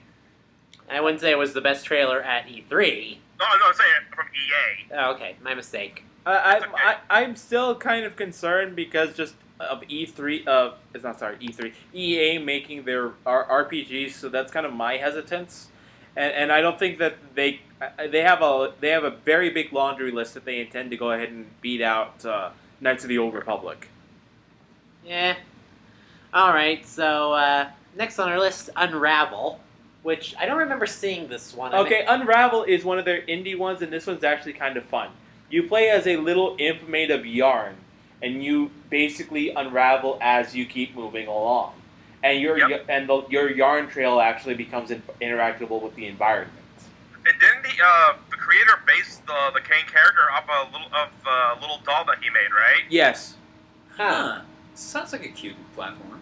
Yeah, it's kind of like Puppeteer in that aspect, or the. I'm thinking more of a cross between Kirby's Epic Yarn and Little Big Planet. Kind of remind me of Limbo a little bit with how the More limbo with Little Big Planet than anything else. Yeah. Yeah. All right then. And then we have NBA Live 16. Fuck off. Skipping that. Skip And it. then we have Plants vs. Zombies 2, Garden Warfare. Can never Skip get it. into that game. I still hate that fucking subtitle. Garden Warfare. Yes. It's a play on probably Call of Duty. Yes, that's why I hate it. Modern Warfare. If it's parodying that shit, though, that would be funny. It's not really. It's kind of like an RTS, kind of. It's kind of Suck at meh. those. Next we have Mirror's Edge Catalyst. I heard mixed reviews from the first Mirror's Edge game, but apparently it's got like a cult following. Well, the reason for it is because of the gunplay, which is non-existent now. Ah, I see. Oh, the reason why it was popular was because of the guns. No. The reason why it's popular is because of the parkour style elements. Now, the problem was it was being bogged down by the guns. Ah, So they're removing the guns. So hopefully this game should be better. I'm sorry, I got things mixed up. Alright. Okay. And then we get another Star Wars game, Battlefront. I heard a lot of good things about Battlefront. And I've never played them. At the same time, I've never played one. I have played Battlefront. I have played Battlefront a lot, or at least a little bit back in the day, but I don't remember too well. Personally, I've been hearing a lot of complaints about this is not going to be as good as the older ones because of the reduced size and scope. But to be perfectly honest, it looks very pretty. Yes, it does. But then again, so do most games nowadays, so you can't really call that a highlight. Right to Hell Retribution. I retract my statement, Your Honor. Very good. Thankfully, the EA show is very short, so we can move on to something slightly more interesting. Ubisoft! Don't care, moving away. No, we are not. You're not. Get back here. Dang it. So first we have one of the games I'm looking forward to. It's now a franchise in this regard? It looks like it is South Park: The Fractured Butthole. Fuck yes. Oh, Lord. You had to say butthole and then fuck yes. Why? Because it was there and we because took we're for it. going into a detailed analysis on this shit. If you don't can it, I'm going to kick your ass 5 ways to Sunday. Can it? Kick my ass, you say? So yeah, Ubisoft is actually Ubisoft's actually taking the reins of it instead of Bethesda. But either way, it looks like it's going to be a barrel of laughs in terms of the gameplay. Again, obviously taking inspiration from South Park's superhero episodes. We're going to get to play through that arc, so I'm looking forward to see how they do the trees and whatnot for this arc. Okay. I love fan. how the trailer. To me, I like how it was making fun of the previous game and all the scores it got. Right. No, I'm like- we will not settle for a 9.5 on GameStop. Oh, God. Yes. This is gonna be great. I will 'cause admit, some man, things of South Park make me laugh, but most of the time I just find it annoying. Although I wonder what they're gonna do as far as character creation, because we're not gonna have classes anymore. So it's not like we can have warrior, mage, rogue, and Jew. Well, Yes, Jew was your fourth class. yes. It's like a monk class. It is. I face palm with a scream pillow. Well, then you're not face palming, you're screen pillow facing. Anyway. Ow. So next on the list is another game, which is actually surprising because of how awe-inspiring the spiel for it was. For Honor. Oh yeah, the guy who basically looked like a Viking that just washed ashore. Just Scottish accent and all. Oh, joy. I mean, seriously, when we were at McDonald's, you said something that I thought was amazing. You said he looked like, that is a man that I would go to battle for. Yes. Oh, man. He says, sir, I don't know who you are, but I will fight to the death for you. Sir, I don't know who you are, but you have my axe. Yes. Was the phrase that I used, yes. So yeah, this is a Kind of Hyrule Warriors-esque. not Hyrule's-esque. It's more of if you took StarCraft, put it in medieval armor, and then gave it an in-depth one-on-one battling system like Chivalry. Interesting. Oh, I'm actually interested. And I mean, there's Never. you can see like the knights are two-handing are grabbing their blades with their gauntlets and two-handing their long swords. You can see the samurai taking their stances and quick drawing. I mean, it looks historically accurate. Yes, this is knights versus samurais versus Vikings. You have just sold Samurai. this game. Okay, holy fuck. I actually will buy a Ubisoft game. Holy crap. Ubisoft found a way for me to bypass my own boycott. Alright, and next we go from the I think historically epic to the bullshit epic. Trials Oh, God, Fusion Awesome Level Max. Oh, God. Which is the new addition which has you being a kitten riding the back of a unicorn through dirt bike tracks. It's dual-wielding pistols. Oh my god. Okay, what? Yeah, it's exactly what we said. Just try to rack your brain around that. I'm not trying to wrap my brain around it. I'm just. Good, because if you I'm do it research... gobsmacked. Good. What the fuck? Did Old Spice charter a commercial game? What the fuck? It feels like it, doesn't it? I'll say... It's just about as surreal as those fucking Old Spice commercials. Akari, any comments? I don't know what to say because I have never played any of the Trials Fusion games before, but I can say is the trailer is probably the funniest thing I've ever seen this year by far. Mm-hmm. Okay, so we have to go from awesome to unfortunately depressing with The Division, the next Tom Clancy game. Don't care. Moving on. Well, This one actually, no, I actually have a few words. It actually looks pretty interesting with being kind of, I'm not sure if is it post-apocalyptic? it seems like that. It's like modern post-apocalyptic. I like the idea because of I'm not really big into those whole Tom Clancy like games where you say you go here, you go there. But this one actually caught my attention of how it looks and feels. Well, the thing that's kind of concerned me about this one is that the whole mechanic seems to be around stabbing people in the ass. Which is how I played most of Skyrim. Well, more so than it's more like help people and then you stab them in the back and take all their goodies. Oh, so basically asshole route. Everyone is an asshole, and you have to cooperate with the assholes to take out other assholes. And you don't know whether the assholes are going to stab you in the back before you can leave the other assholes. It's asshole pandemonium. It's assholeception. It's asshole. I thought we left the assholes back in South Park. And if you're not careful, you're going to end up with a fractured butthole. Post-apocalyptic actually will bring out the worst in everybody. Yes, it will. Yes, it will. And then we go from that to Just Dance 2016. Oh god, this is the game that me and Moonsy, this is the series that we both play the most out of. Just looking at the song list of this just makes me laugh. Oh, really? What's some of the songs on there? Okay, first of all, I have to look at my phone. We got All About That Bass by Megan Trainor. I just don't know if I could ever dance to that. Well, that's because we're all treble. We got fuck Born you. This Way by Lady Gaga, which I don't mind, that's a good song. Eh. I Got a Feeling by the Black Eyed Peas, that's before they went downhill and started turning to crap. Okay. Yeah. The William Tell Overture. Are you serious? Yeah, that's in. I saw gameplay of it. Oh my god, it's like riding on stick horses and everything. It's hilarious. Well, that's probably going to be easy for me considering the dance for that's probably just a revamped version of Gangnam Style. Gangnam Style, yeah. Yeah. Yes. Another one, Uptown Funk by Mark Ronso and Bruno Yes. Mars. I think- love that song. Of course you do. You're pretty funky yourself. Yes, Funky But Fresh. that's not the strangest entry. I know the it's not. strangest one, Ivano Polka by Hatsune Miku. It gets better. The dancer avatar is dressed exactly like her, green hair and all. Oh no. No. It is. It's true. That's not even a song, that's a fucking meme. And it has No. taken over. No. Yes. Oh, God damn. Yes.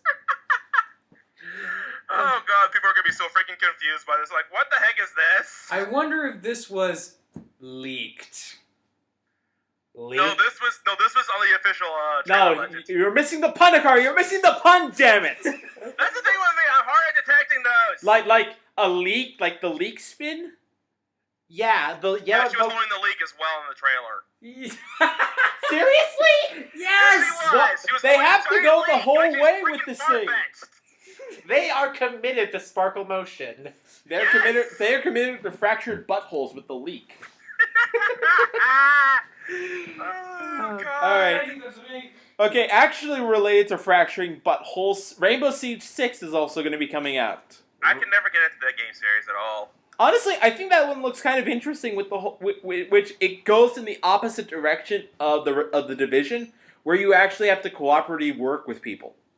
Really? Yeah, it's the game that has you breaking into a house or defending it, SWAT style. It's the one that MatPat did for his reality check video. Oh yeah, I'm more familiar with the SWAT series than the Rainbow Six series. Yeah, but this one is interesting because again, it goes through it takes it to the it gives it the Michael Bay style Treatment. wax, in that it goes over the top with it, which is it's still kind of fun in all fairness, and it actually would be something I'm interested in seeing.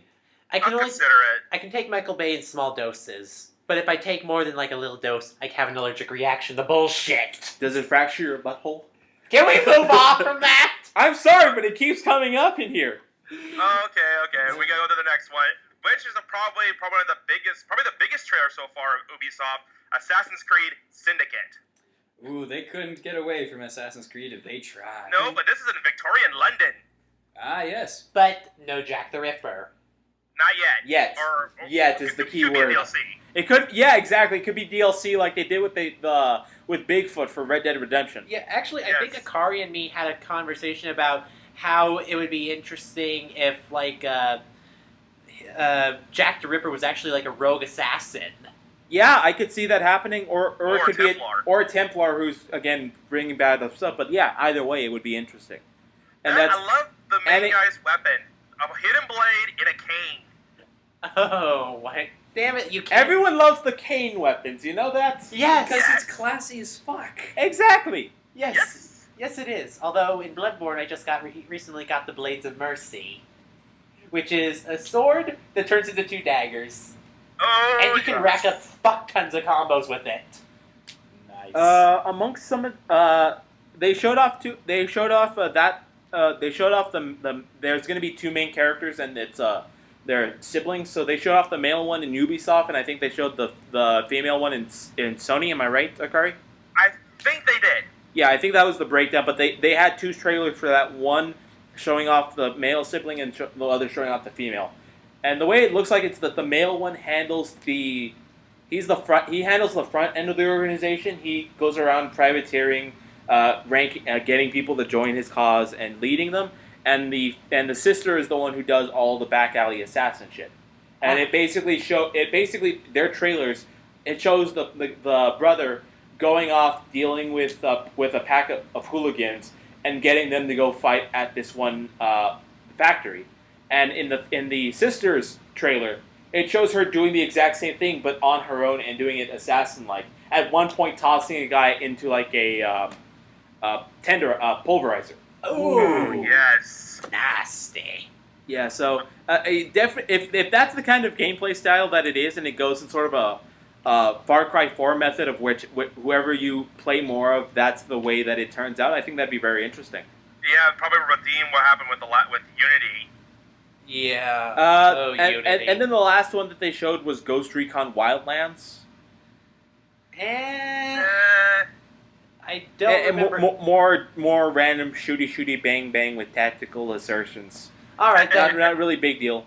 All right, so from there we move on to a big powerhouse presentation. Sony. This one won E3, in my personal opinion. That I find a bit heavy-handed, but I think Bethesda had the perfect conference.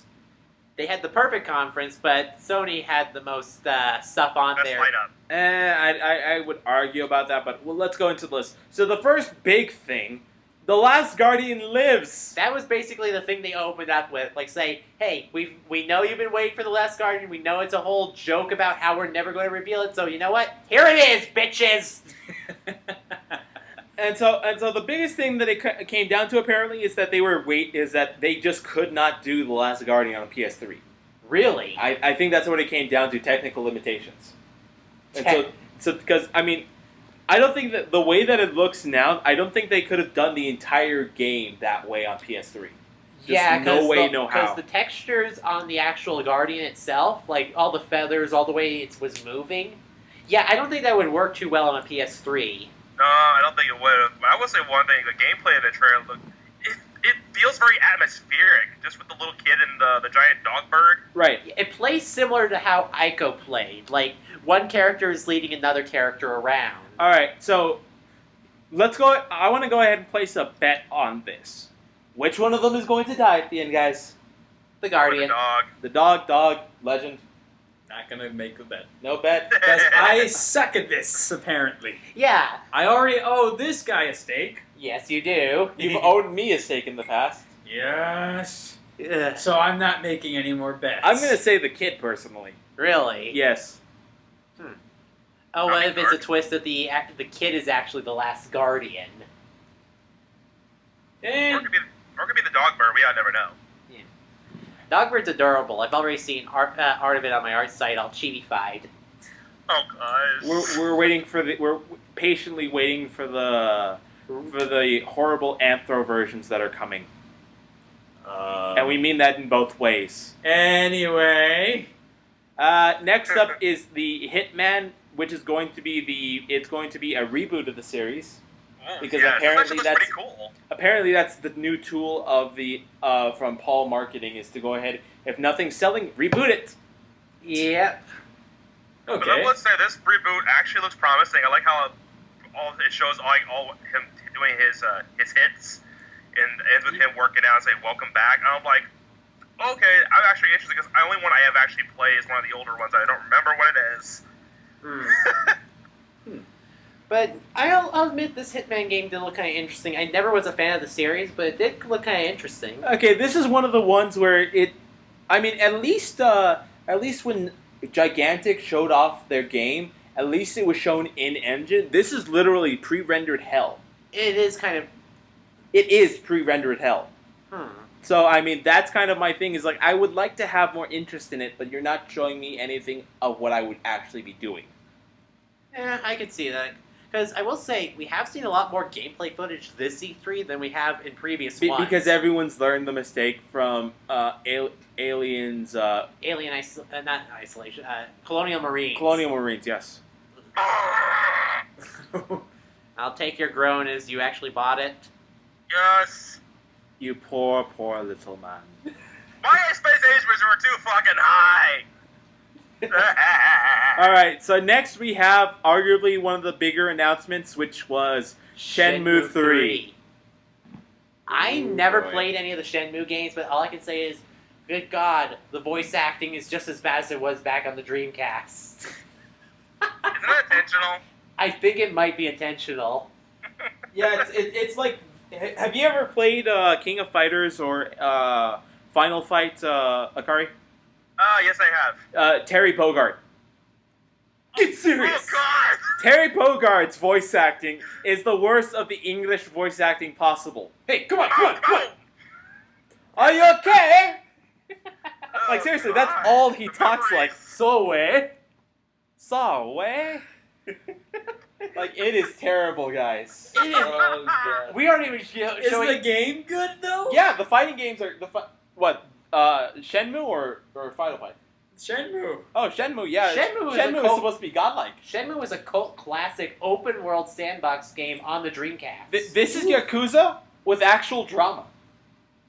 And you remember, I think you came over to my place once and we played and I went through Yakuza for a couple of hours. Yes, I did, and it looked interesting. It looked interesting. Now imagine a more compelling plot. Mm. Aside from running a hostess club. Because we were It might playing be okay. because we were playing Yakuza. I was playing Yakuza 4, and I went through Akiyama's story, which is the first one, and you have to mandatorily do a little dress-up mini game before you can progress with the plot. That is so stupid. Okay, but yeah, the Kickstarter went live, and I believe it already met its goal. It met its goal, and it actually broke Kickstarter. It broke Kickstarter. It My did. kids are breaking Kickstarter. It broke it. It forced Kickstarter to shut down for a moment, Jeez. which actually prevented Ukulele from getting a little extra cash. I'm surprised that Bloodstain didn't break the internet. I know, seriously, that thing had made over almost 6 million, almost. Yep, and I contributed $60 to it. Wow. Nice. You're Okay, gonna get a as hard copy. as of the time of recording, it is at $3,663,574. And how many All days right. left does it have to go? 21. The last 3 days, it's just going to double. Oh, Oh, God. man. Blessed be the power of the internet, for it is wild and wonky and will do things you simply cannot expect. No. The internet works in mysterious ways. All hail the internet! All hail lolcat! Oh, Praise the sun. Praise the sun. All right, so They're awful. so among the stretch goals that they have unlocked, they're going to have a recap of Shenmue 1 and Shenmue 2 via cinema shorts. Well, that'll be kind of cute. They have a Dutch, French, Spanish, and Italian subtitle for the game, so that those countries can get it. Oh, another thing I forgot to mention about Shenmue, it also was the first game to introduce QuickTime events.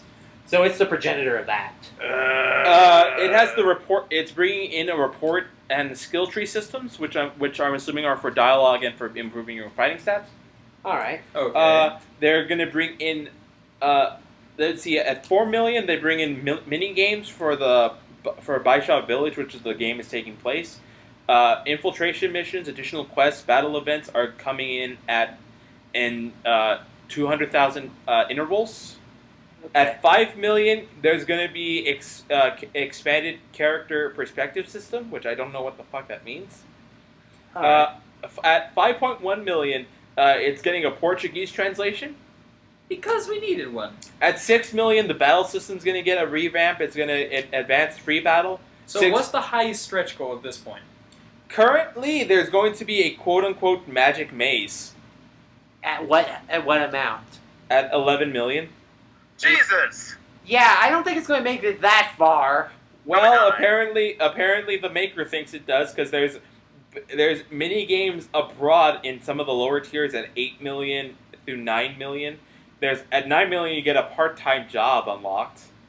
Huh. 9.5 million there are game stalls. There's even more mini games at 10 million, 10.25 million. At 10.5 million, apparently we're gonna find Kung Fu Mastery. God. But Oh, man. again, one of the more infamous things about this Kickstarter is just that when what's the guy's name? Yu Suzuki was initially wanted to make this all those years ago. He was saying, no. We're gonna need $50 million to make this shit. 50 million? And this was back in the time of the Dreamcast days. Wow. Which means That's that overkill. comparatively, that would be about 100 million almost. And then I think the number dropped more recently, like about five years ago, to like 47 million. Oh, he went down 3 million. Oh yeah.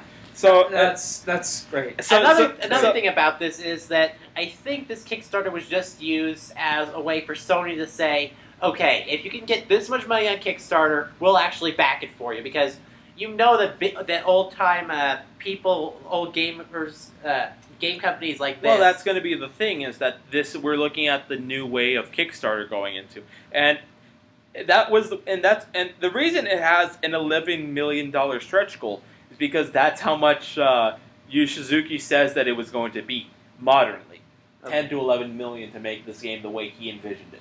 I see. Well, if it is as good as he's envisioning, I wouldn't mind seeing it get all the funding that it needs. But that's still pretty high. I mean, at that high, it would be literally the most funded game on Kickstarter. Yeah. Well, we will see. There are 21 days to go. It's Oh, still yeah. it's still at about 3 million. It was about 3 million the last time I checked about a week ago. Yeah, but now it's at 3.5. So more than 3.5, but still. We'll see. So All right. it's a race. Okay, so the next one afterwards is Horizon Zero Dawn. Which looked like Enslaved Odyssey to the West meets another game that I remember. Meets Skyrim. Kind of like Skyrim, yeah. In a post-apocalyptic setting. Yeah, Again. A lot of post-apocalyptic stuff now. but I like this one more because this is more of the Earth takes over sort of apocalypse, and it's not because a lot of apocalypse focus more on the fall of man, and this is more of man's rebirth. Okay. Because With robotic dinosaurs. because it's robotic dinosaurs, and you're taking them down with spears, tethers, and weapons, Yeah. melee weapons. So That's interesting. that's what I'm saying. It's more of a rebirth of man apocalypse story than a fall of man apocalypse story. Which would be pretty interesting. Okay. I actually would like to get this when it comes out. Yeah, me too. But again, this is one of the few games that this and another game that we'll get onto the list are the only two reasons I'm seeing to go with PS4 aside from Bloodborne. And there's all this stuff that's already on. But again, it's going to be real hard right now. So the next one that I was kind of excited for was Firewatch. Which seemed like a murder mystery with a park ranger. Mm-hmm. Which either murder mystery / kidnapping with a park ranger. It kind of seems to I think it builds off of the sort of first-person explorer thing that we've been seeing with horror games, mainly going back to Slender Man. But instead of collecting notes and then getting jump scared at the end, it's going for the same Silent Hill 2 route of horror through story. Yeah. That could be intriguing. And again, this actually has some pretty good color in it. So this isn't a bleak, dark hallway or bleak, dark park. This is actually there's a day and a night phase. So I think it'll be more effective. Yeah, and the game actually looks pretty damn beautiful during the sunset. I can agree with that. It kind of reminds me, the vibe I get from it kind of reminds me of the vanishing of Ethan Carter. In a way. Don't think I ever played that game. I might have to take a look at it. It's a really good, I think it's a really good first-person, like, kind of supernatural mystery game. Pretty much you're going around, you can have this telepathic ability where you can see what happened in the past with, you can see the people talking and gather clues. Yeah, to kind of understand how Ethan Carter actually vanished. Mm-hmm. Yes. Yeah, you're like you're like a investigator that actually has psychic abilities. Mm-hmm. Yep. Okay. That could be fun. All right. Next one. This is my favorite. Street Fighter V, the Cammy and Birdie reveal. Oh my goodness. Oh, the memories of Street Fighter. Okay, so I know neither of you guys really paid attention to this, but Cammy is one of the original characters. One of the characters from Super 2. She makes a return. She looks gorgeous as ever in her skin tight onesie. Oh yeah, isn't she like the one that has like the camo? Yes. Camo leggings. Yes. Yep. And then Birdie comes out of left field looking fat as fuck, swinging his chains around. What? Okay, so Birdie is a biker from England who's black and has a blonde mohawk, who goes ahead and swings chains around, and apparently can breathe fire and turn red. And he's built like a brick house. And he's built like a fat brick house.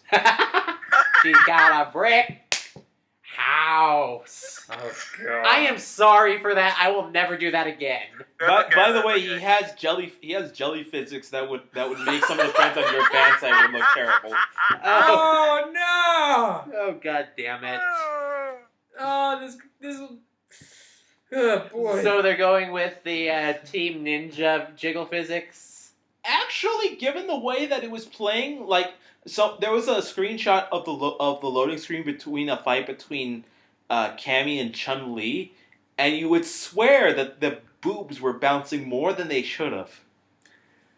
God damn it. If they don't stop bouncing for 4 hours or more, I think you should see a doctor about that. Now, I think the problem is if you get a black eye from your own boobs after taking a jump, I think you should call your doctor. You know, it's weird that you actually made that Viagra joke because technically they have made a female Viagra. Yeah, they have actually. Although Yeah. it has nothing to do with the breast physics we're talking about. Yeah. Although if that was a side effect, that would be oddly hilarious. No kidding. Oh God, I'm pretty sure any women on our site. Please don't show your girlfriend this, Akari. She doesn't. Don't worry, she doesn't listen to that much. I'm saying I don't know what mood she's gonna react to when she hears this. Oh god. Yeah. Alright, next one on the list, and this is the big one. Final Fantasy VII HD remake. Holy shit! Holy Sony shit! hit the panic button. Sony hit the panic button. They was like, oh shit, we need to make things good. We need to make money. We need to, well, not technically Sony. I think Square Enix. But still, we need to live! I just think this whole time Square has been trolling us, like with the whole thing with the review of them porting Final Fantasy VII to the PS4. I think they've been trolling us the entire time. Oh, I don't doubt it. I bet they had this in development for a while. Couple years probably. Yeah, and they were like, when should we do this? When should we do this? We'll just keep trolling the assholes until then. And oh my god, this is the most beautiful trailer I had ever seen in my life. First of all, I thought it was a freaking movie. I'm like, don't you dare be a fucking... Yes! Yeah. That's basically my reaction. I was like, wait, is this like... Are you doing like a thing for Advent Children 2 or something? Which, by the way, we still need to watch together and riff on it. Oh boy. I You can say mentioned a this. lot of movies that we need to riff on. And I I don't can say like what this, it's the director's cut of that movie is actually much better. Really? I don't think It I have actually makes that more version. sense. Really? A Final Fantasy movie made sense. It actually makes more sense with the director's cut. Ugh. Well, okay. But anyway, Final Fantasy VII. I was never a fan of the original game. It's weird. It's too pixelated and too bad in terms of graphics for me to actually enjoy. That's going out the window with this one. Oh yeah, I'll actually have to give it a goddamn try. Now my Hey question. guys, and for your predictions, what do you think the combat's going to be like for this That's one? exactly what I was going to say. I'm hoping it's going to be similar to Final Fantasy X, because I actually did like the combat in that one. I would not know. I usually run with whatever it is. If it's functional, I like it. If it doesn't work, then I will drop the game and bury it Yeah. in a mound of peat for 3 months. Which I want to do with all my 13 games. Why don't you make a bonfire with those games and record it? Because that They would were violate EPA gifts. I can't do it. laws. It would violate EPA laws. Alright. Okay. Alright, next one on the list we have Uncharted 4. Yes. And so happy and sad at the same time because this is confirmed to be the final one of the series. Which means they gotta go out with a bang. Oh yeah, with this one, with the demo, with the show for this, it was insane. Pretty much the main characters, Nathan and Sully, they're getting chased by these bad guys. And I swear it's probably the funniest car chase I ever seen in my life because they're trying to avoid this giant-ass Humvee with a giant machine gun. And every time they lose it, they're like, good, we got away. It pops out right in front of them. I'm like, oh my god, I'm going to suck at this part. It was like a freaking comedy bit, huh? Like saying, Oh, hey, yeah. hey, I think we lost him. Fuck no.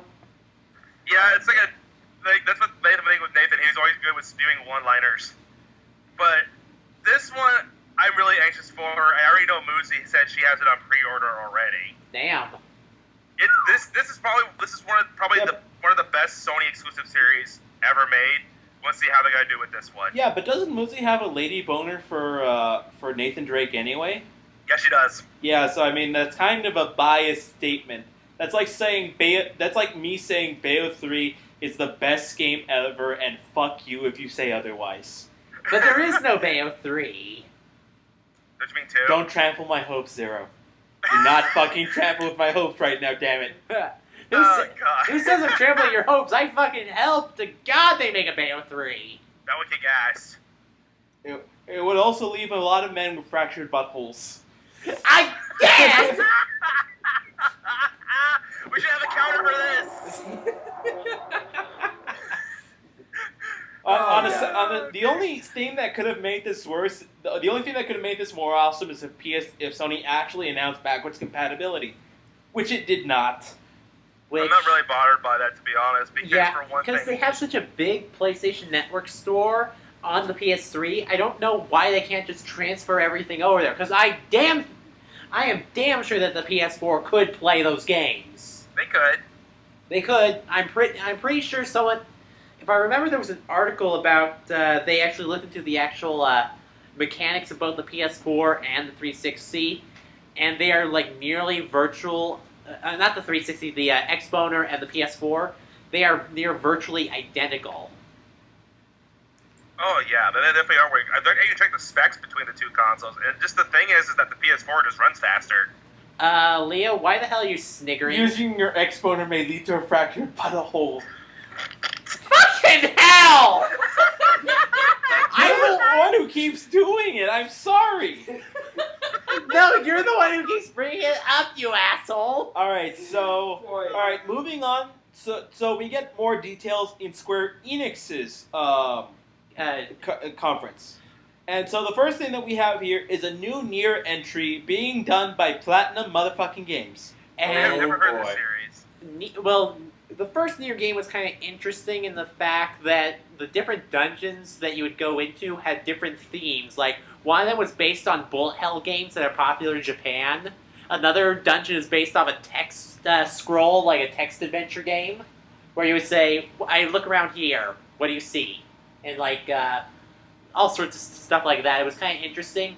One of the interesting things about it was one of the endings, where you literally erase your character's existence to save the world. By erasing your save file. It actually literally shows your save file being deleted, like everything going away, like all your achievements, everything going away, leaving you with no save file.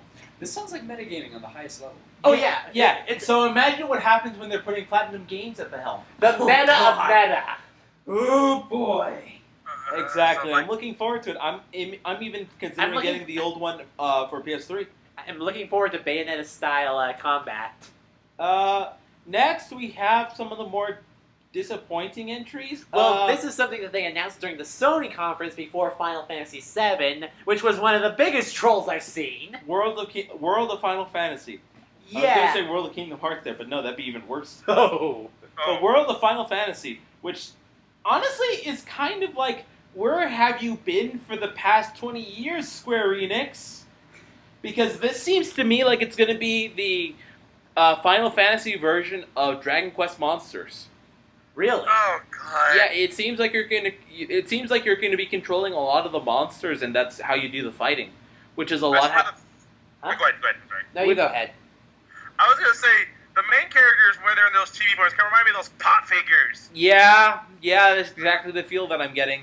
So it's cashing in on the pop figures. I was actually thinking about Conception, because they remind me of the Star Children. Oh, yeah. By the way, you never gave us a Conception update, Legend. That's because I don't have a Conception update. The only games that I've been able to get anything in are either one on the PS2, which I get every now and then, and Monster Hunter, which I also get every now and then. Okay.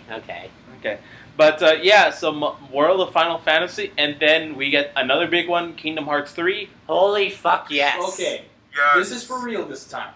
No bullshit. No bullshit. They actually have a gameplay trailer. It is a legitimate Kingdom Hearts 3. Everything else was just side story crap. Everything else was fluff for a fractured butthole. Akari, before Zero loses it again, did the devil move up to Alaska? Because it feels like hell is frozen over. No, not yet. Not yet. Thank you for confirming that. Really? Couldn't No problem. move to Kingdom Hearts Alaska? 3. Oh!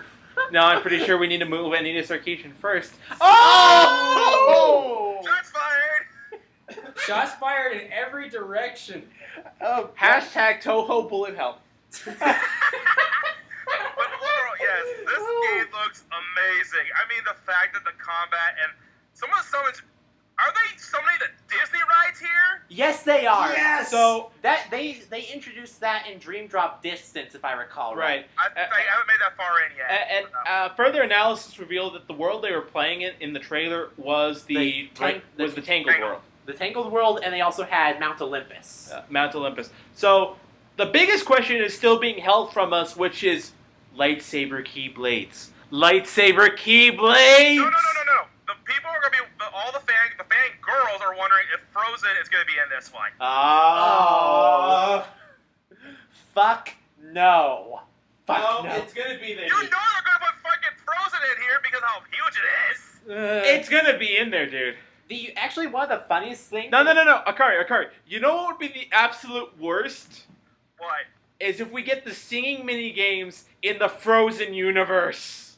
That actually would make sense. That would make sense, but thankfully that's an optional area. You only ever have to go there once. Imagine if it's mandatory.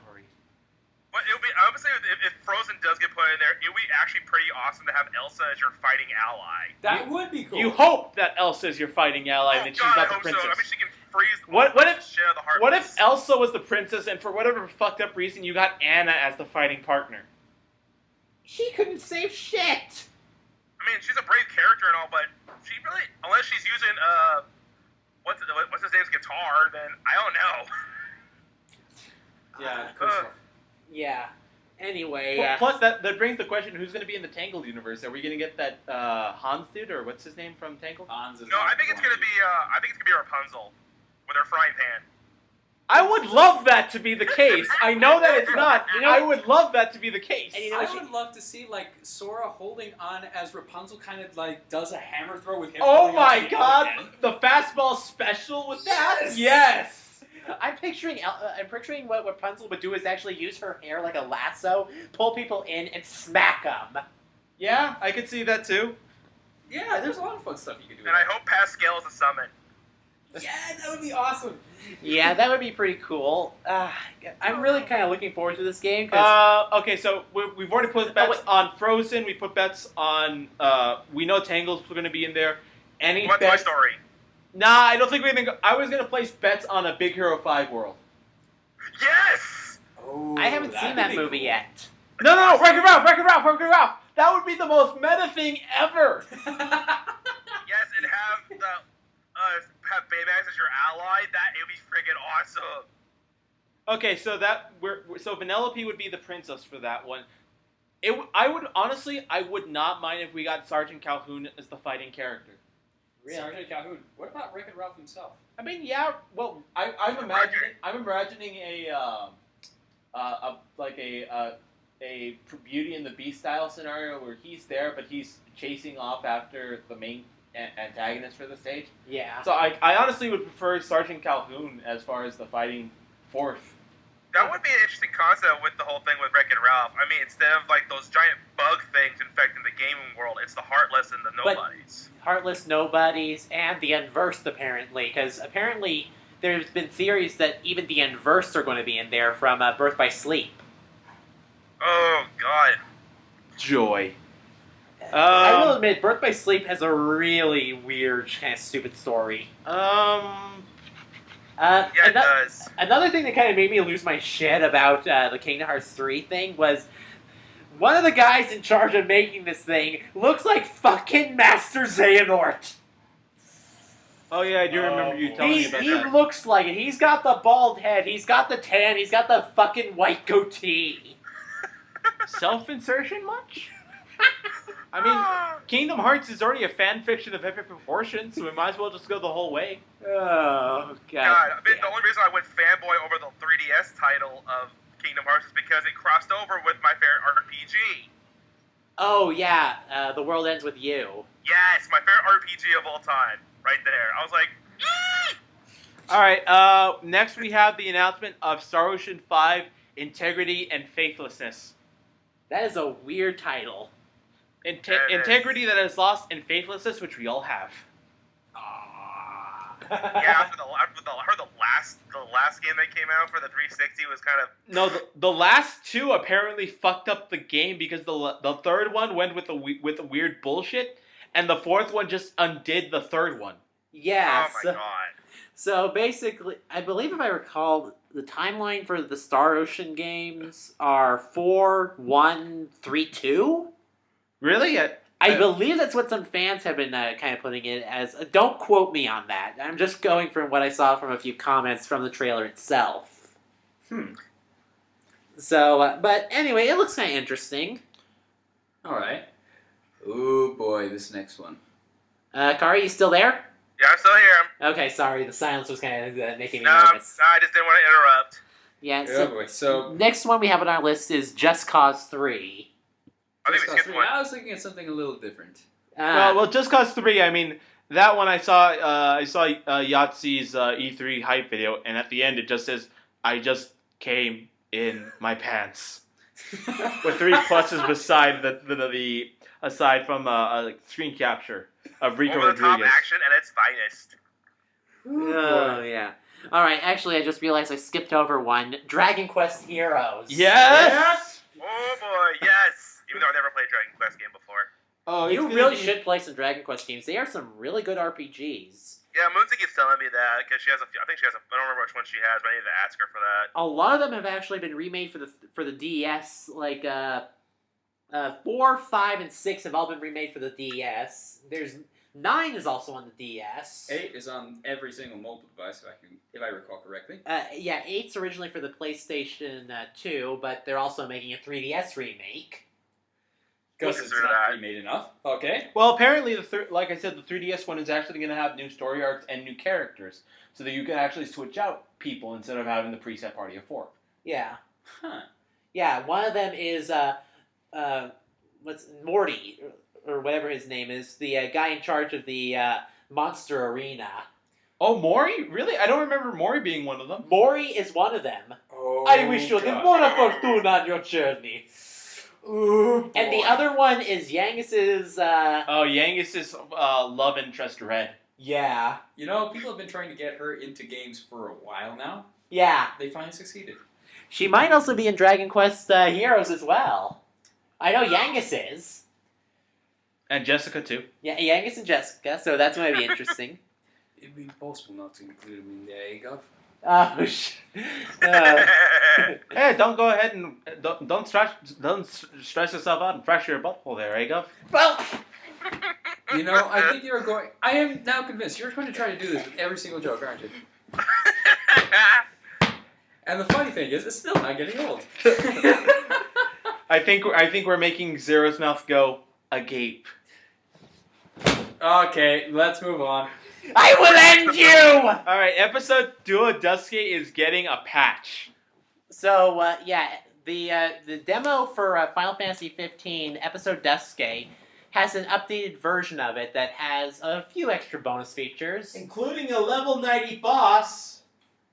Yeah, so you can apparently grind your character to level 90.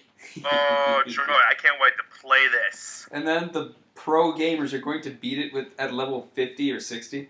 Or level 1. All I can say is one thing: if this game's gonna be as good as it gonna be, this whole franchise might be redeemed. Might be. I think that's a very strong possibility given what I've seen of it. Yeah. Type Zero is kind of the right way up from what I've seen.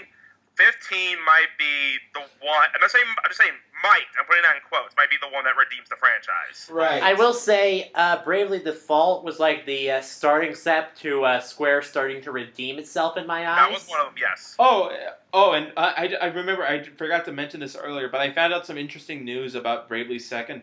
Apparently, Tiz is going to have some sort of role in the game because he has theme music, and literally translated, it means badass. Or it means kick-ass. Uh-oh. Yeah, if I recall, you might be able to switch through characters, because I believe you also have access to Adia as well. Yeah, you have access to Adia, you have access to Tiz, you have Magnolia, and you have the 3 other characters. Right. And I still have yet to see more news on this, personally. So Yeah, well, I don't think I've been looking properly for more news on it, but I'm pretty sure it's already kind of released in Japan, maybe? I think we're getting little tidbits here and there. Yeah. if it was already released in Japan, it would be all over the internet. Yeah. So now we move on to, well, the last bit of E3, Nintendo, and oh my god, the direct for this was kind of stupid. Open up with Muppets and have them run throughout. Yeah, open up with Muppets, have those Muppets transform into Star Fox, Falco, and Pepe, and just go with the full what the fuck factor. And then They're going all out this just year. intermittently throughout the trailers, they just have moments with the puppets and like just surreal moments, like Iwata holding a pair of bananas, and then suddenly looking at the camera just with a creepy dead stare. I was like, okay, that happened. I'm like, where would we end up in an episode of Crank Yankers? What? It's it's a show from Comedy Central where it's all puppets and they're like making like weird phone calls, making jokes and Right. stuff like that. Yes. Yeah, so of course the first thing that they announced on that E3 was Star Fox Zero, Right.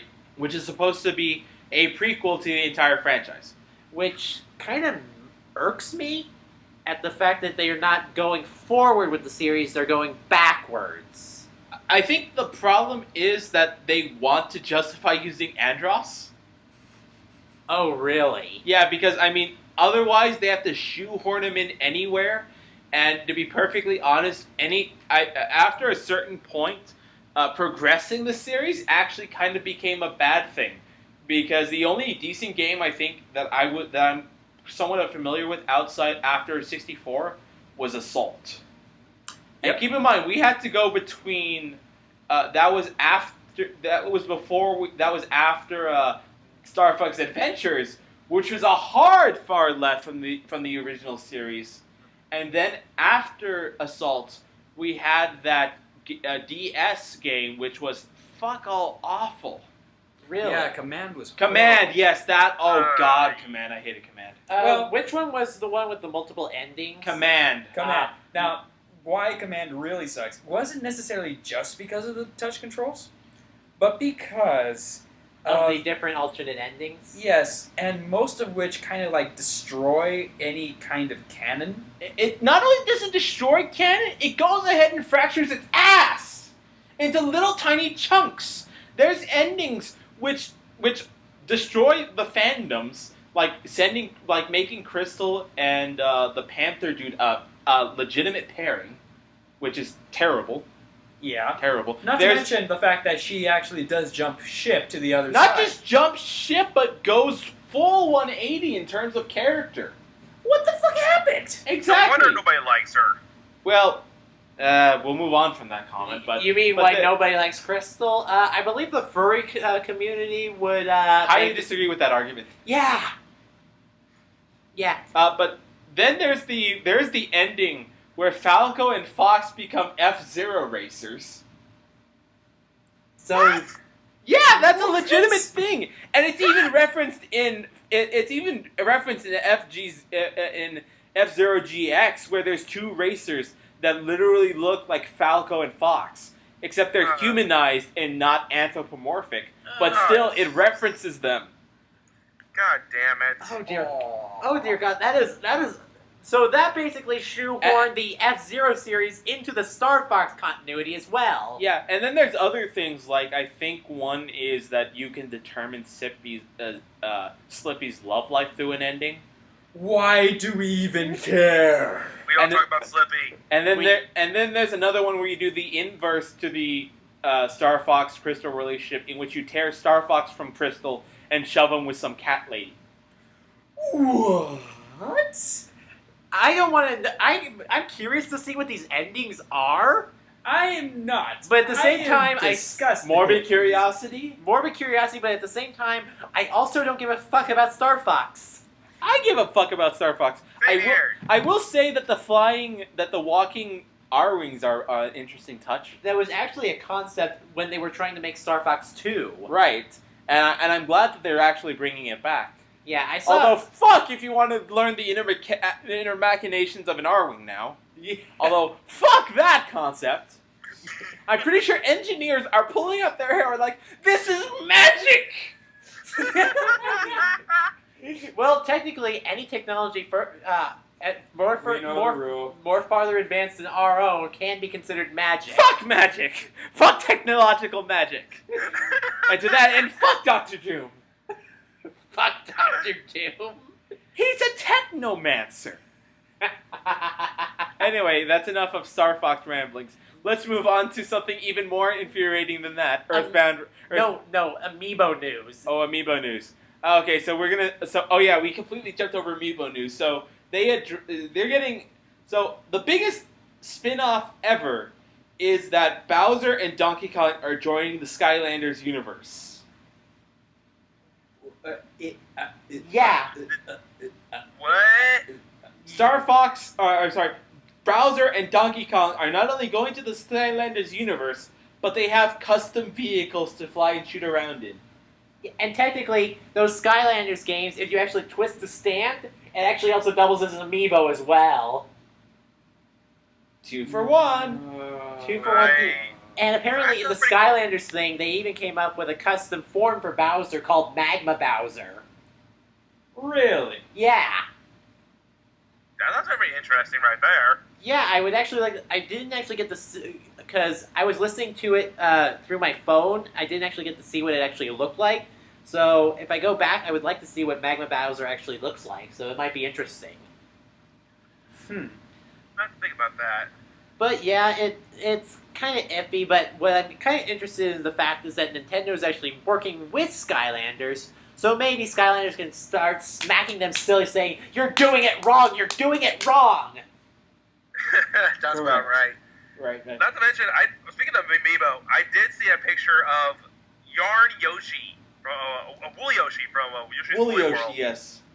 And it doesn't have one of those discs right underneath it. Yeah, it does. It has a little disc underneath it where you put it on the thing and it'll scan it.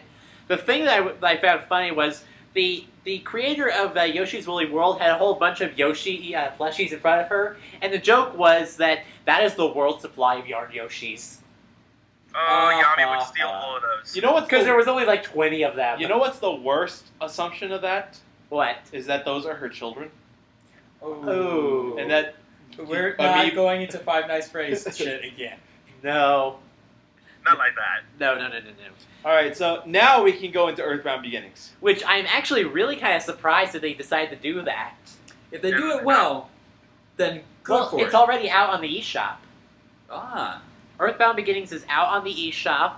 You can buy it now for $20. And remind me, is this the official translation of Earthbound 1? It is the official translation for Earthbound Beginnings. Okay. God damn about damn time. Now what they need to do is frickin' Mother 3. Yes. Right, I think Reggie Fils-Aime is about up to his ears in requests for Mother 3. Yeah. Keep him coming. There's even a Mother 4 fan game in the works. Of course, though, Alright. when we see that one. And now to the disappointment. This is what I would like to call Zero's walk of meh. Yeah, this is literally, from here on out, just meh. So for starters, Animal Crossing Happy Home Designer. Animal Crossing Happy Home Designer and Amiibo Festival, which is basically a mini decorating game. Well, Happy Home Designer is the mini decorating game, Yeah, and then basically an Amiibo version of Fortune Street. which is Amiibo Festival. Yes. And And the ripoff of Mario Kart. I was literally expecting a new Animal Crossing game for the Wii U, because the Animal Crossing games have never skipped a generation in terms of being released. It was originally on the N64. It then got ported to the GameCube. We then had Wild World on the DS, City Folk on the Wii. We had New Leaf on the Wii U. Not on the Wii U, on the 3DS. We need to do something for the Wii U. Instead, we got this trite. Well, I don't know. They might be trying to appeal to a certain kind of audience. Yeah, the casual guys. But then again, Animal Crossing is about as casual as you can get. I lost interest in Animal Crossing because I just can't get into it anymore. It's kind of weird. I used to be able to get into it, but I even restarted Town, and I'm like, meh. Well, it's a game that's supposed to be relaxing. It's a but Zen game, so considering your high levels of stress, I'm not surprised you wouldn't find it relaxing. Well, I do find it relaxing. I was playing Animal Crossing New Leaf for like 3 months straight. Sounds like me. Yeah.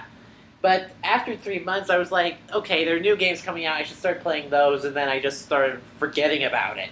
Alright, and then Amiibo Festival, like you said, it's a board game along the lines of Mario Party. Yeah, and they But have... of course, instead of trying to collect stars, you're trying to collect happiness. So No, well, happy. actually, what you're doing is you're collecting bells, which is Collecting bells and earning happiness. So happy.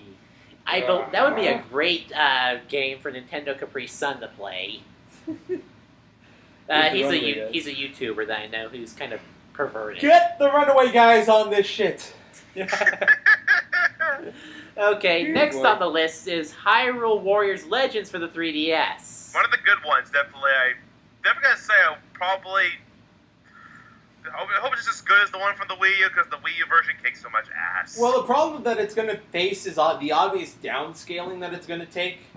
Yeah, but some things that they're doing different with it is you can actually switch between the different characters in the game during the battles. True. Yes. So, like, if you're playing Link and there's, like, Zelda and Impa on the screen, you can actually switch to Zelda or Impa and play as those. Oh, really? So that's actually a mechanic? Yes. Yes. Huh. And another thing is, of course, there's going to be fewer enemies on the screens, but of course they're adding both the King of Red Lions and Tetra to Well, it. technically, it's Daphne's Hyrule because it's actually the king. It's not the ship. It's not the ship itself, but he can transform into the fucking ship for some reason. Yeah. Daphne's Johansson Hyrule. I believe that's his full name. Okay. Yeah. How the fuck do you remember that? Because I played a fuck ton of Wind Waker. Yep. The good one. The best one. Yep.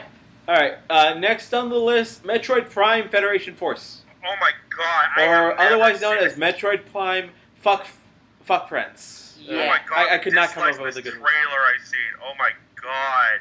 That did not look like... Fuck fandom. That's what the FF stands for. Yeah. Fuck fandom. Yeah. Because basically, that did not even look like a Metroid Prime game. The art No. style did not look like a Metroid Prime game. The combat, the system itself did not look like a Metroid Prime game. It had Oh my- some aspects of it, like with the first person part, but that's it. And that felt like it was tacked on. Oh yeah, it did. It also got a little note for this thing. I have seen Alpha Mega Sin's video. There is a petition to get this game canceled. Yes, there is. Oh my The god. fandom It's is called- that burned from this thing. This is a It's called- betrayal. Oh my- This is reminding me of how Spoonie reacted to the first XCOM game coming out, and he was like shouting, "Betrayal!" Oh. Yeah, but that turned out to be a massive success. No, what they did was they completely rebooted it. Yeah. But Because it- after his betrayal. Yeah, but again, that's what I'm saying. Well, remember, there's two XCOMs. There's the actual sciencey one that looks like it's a tactical RPG, and then there's the one that was a 1940s shooter. Which was a complete pile of crap. Right. So I mean, it's not his fault. It's more of that they gave him the decoy target to launch on, and they made the real thing. Yeah. So yeah, it's called Don't Petition It. It's just called Don't Buy the Fucking Game. Yeah.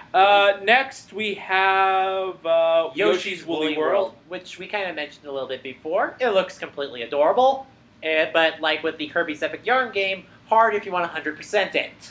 Oh, this game looks. I know my girlfriend's gonna have so much fun with this. She's a Yoshi addict, and she's probably gonna be playing this for probably 48 hours straight. Alright, well, the next one proves that Nintendo listens to you through your Nintendo 3DS devices, because we have Legend of Zelda Triforce Heroes, which is a 3-person co-op game. And the reason why it's 3-person is because There's 3 Legend Hunters. Well, yeah. The thing is, if they wanted to make it true 3 Legend Hunters, they would have made the green one yellow. Ah, boy. No, they got green, red, and blue. They got the type copy, They got the narrower type colors. Yeah, they got the Triforce colors. Yeah, you're not gonna get fucking yellow. Yeah, that's the Triforce itself. Anyway, It looks all right. The problem is it's mainly a 3-person co-op game, and I'm just kind of meh about it. Yeah, basically, I was wondering if it's just playing one player by yourself. I hope it plays like, Four Swords Adventure. yeah, it's supposed to. Yeah. So Although there's the new mechanic of cosplay. cosplay. Cosplay. Yeah, where you dress up in different suits and you get different powers. Oh yeah. Huh. The power of cosplay. Oh. boy. Well, All that right. can happen in real life. Next is Mario Tennis Ultra Smash. It's Mario Tennis. What do you The only thing that kind of made me irritated about the game is when they actually had the Mega Mushrooms that made your character big. What happens is if you get that, it actually stops the game and shows the animation for you growing big. And then immediately resumes the game. Yeah, all the power-ups do that. I don't remember them doing that before. Well, at least when they activate the super moves. So, I mean, that's a thing before. Okay. So, it might be good. I haven't been a Mario Tennis fan since the Game Boy Advance one that was done by Camelot. And then here's the one that grinds Zero's gears the most. Mario and Luigi, Paper Jam! Fuck this game! Ooh. Down boy. Get the newspaper.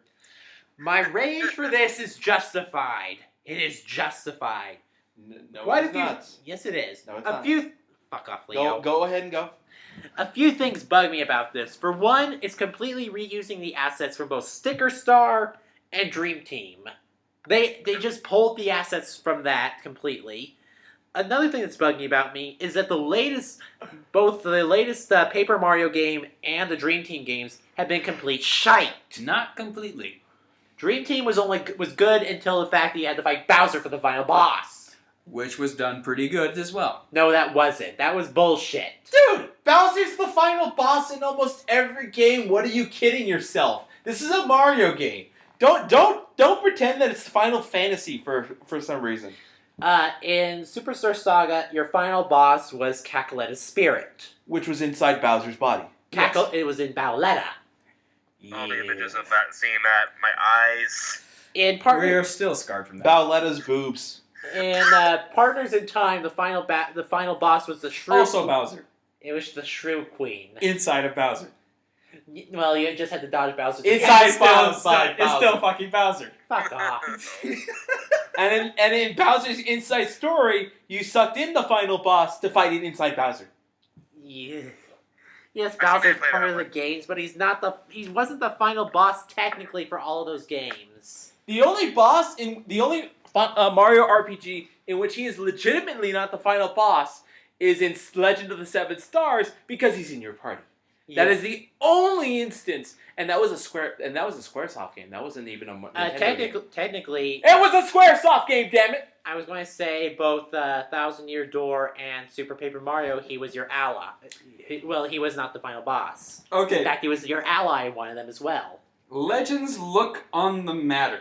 Mario and Luigi Paper Jam looks to be it is basically a crossover between Paper Mario and Mario and Luigi. That, in itself, I find interesting. Because the writing for both game series was awesome.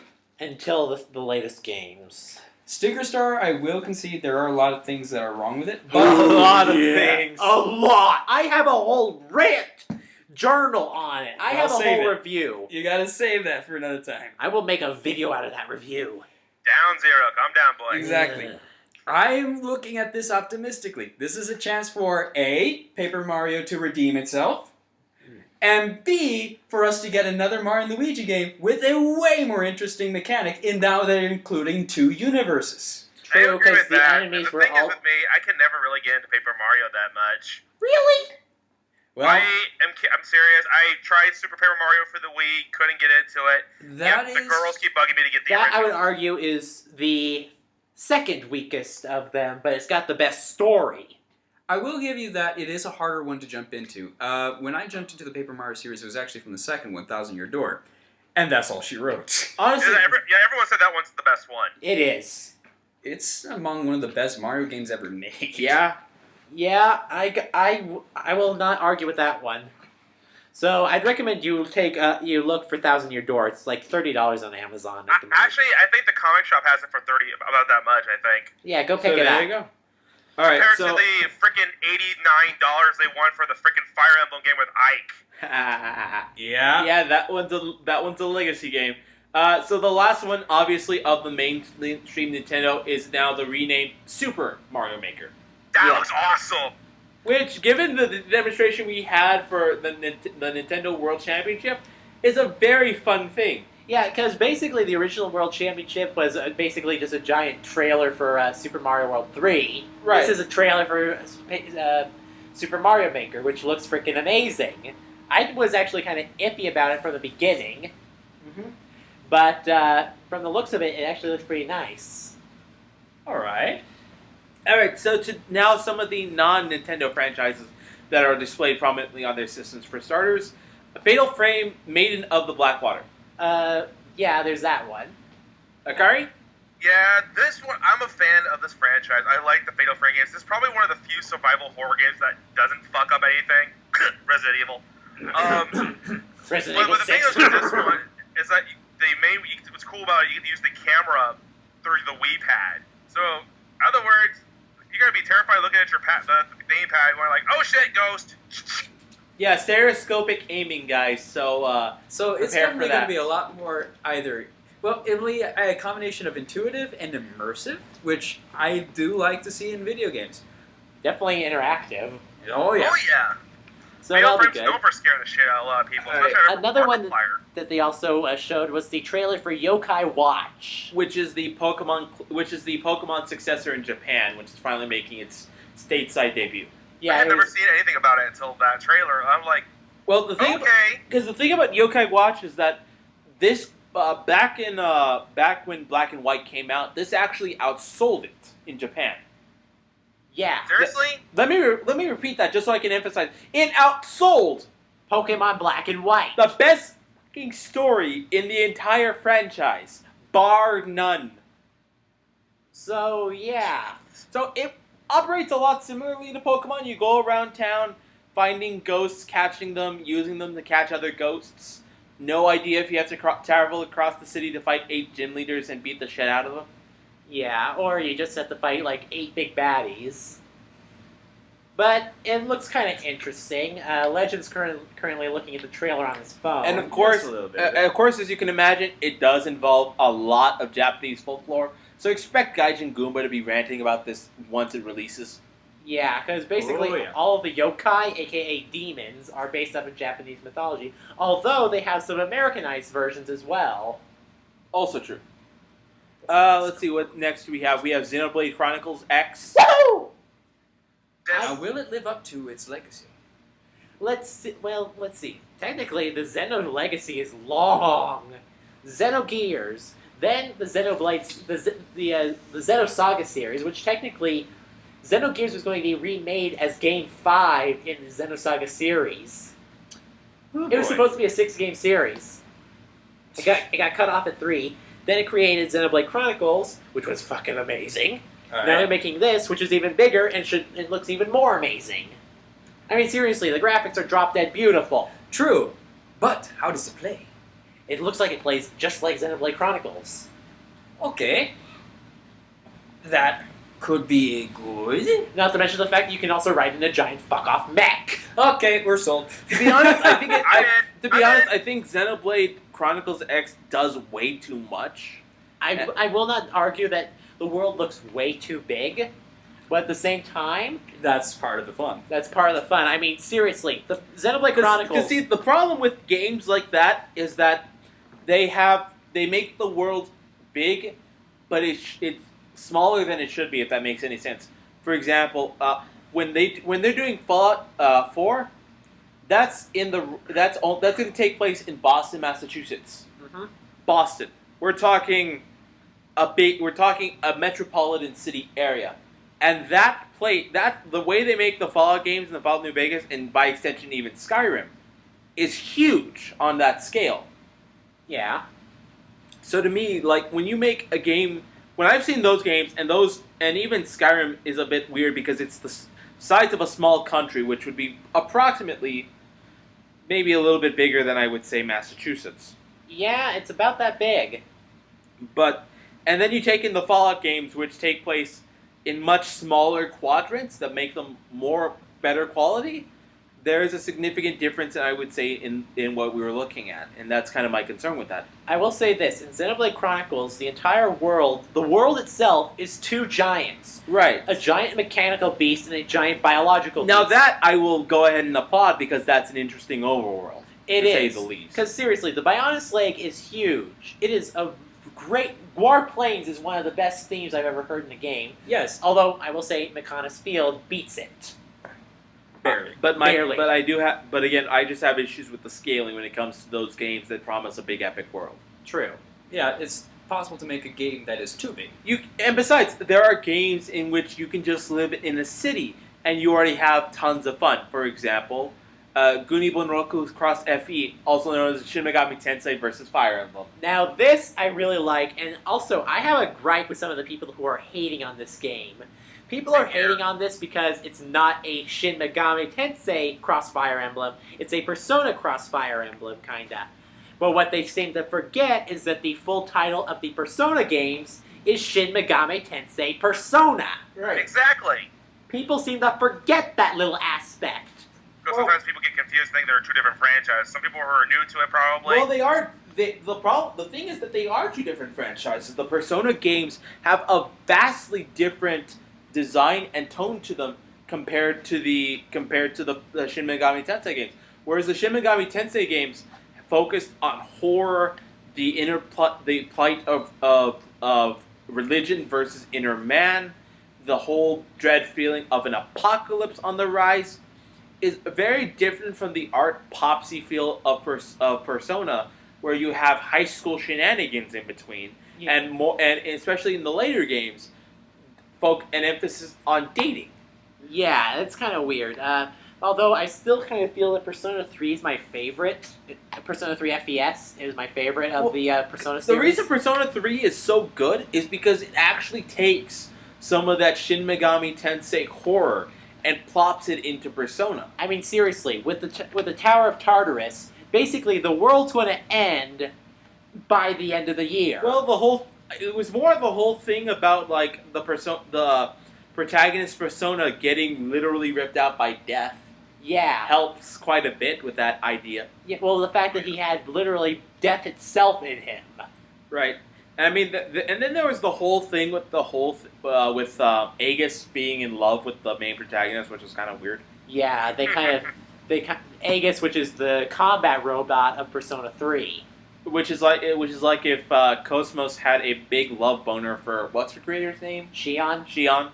There's plenty of fan art of that. Wasn't Cosmos found by her brother though? Shion's brother? No, her fiance, Oh, Kevin her Winnicott. Okay. I thought I'm trying to remember the Shion- relationship tree for that game is fucking confusing. Shion's brother's name is Jin Uzuki, who's a fucking samurai. Much like Jin from the what's that? I'm trying to remember the samurai anime that had the beatboxing, but anyway, that's irrelevant. Samurai Champloo. Samurai Champloo, yes. Yeah. Much like that. There was one thing on this trailer that really kind of surprised me is when they were showing some of the Fire Emblem characters. Did anyone notice that one of them was named Crom? Yeah.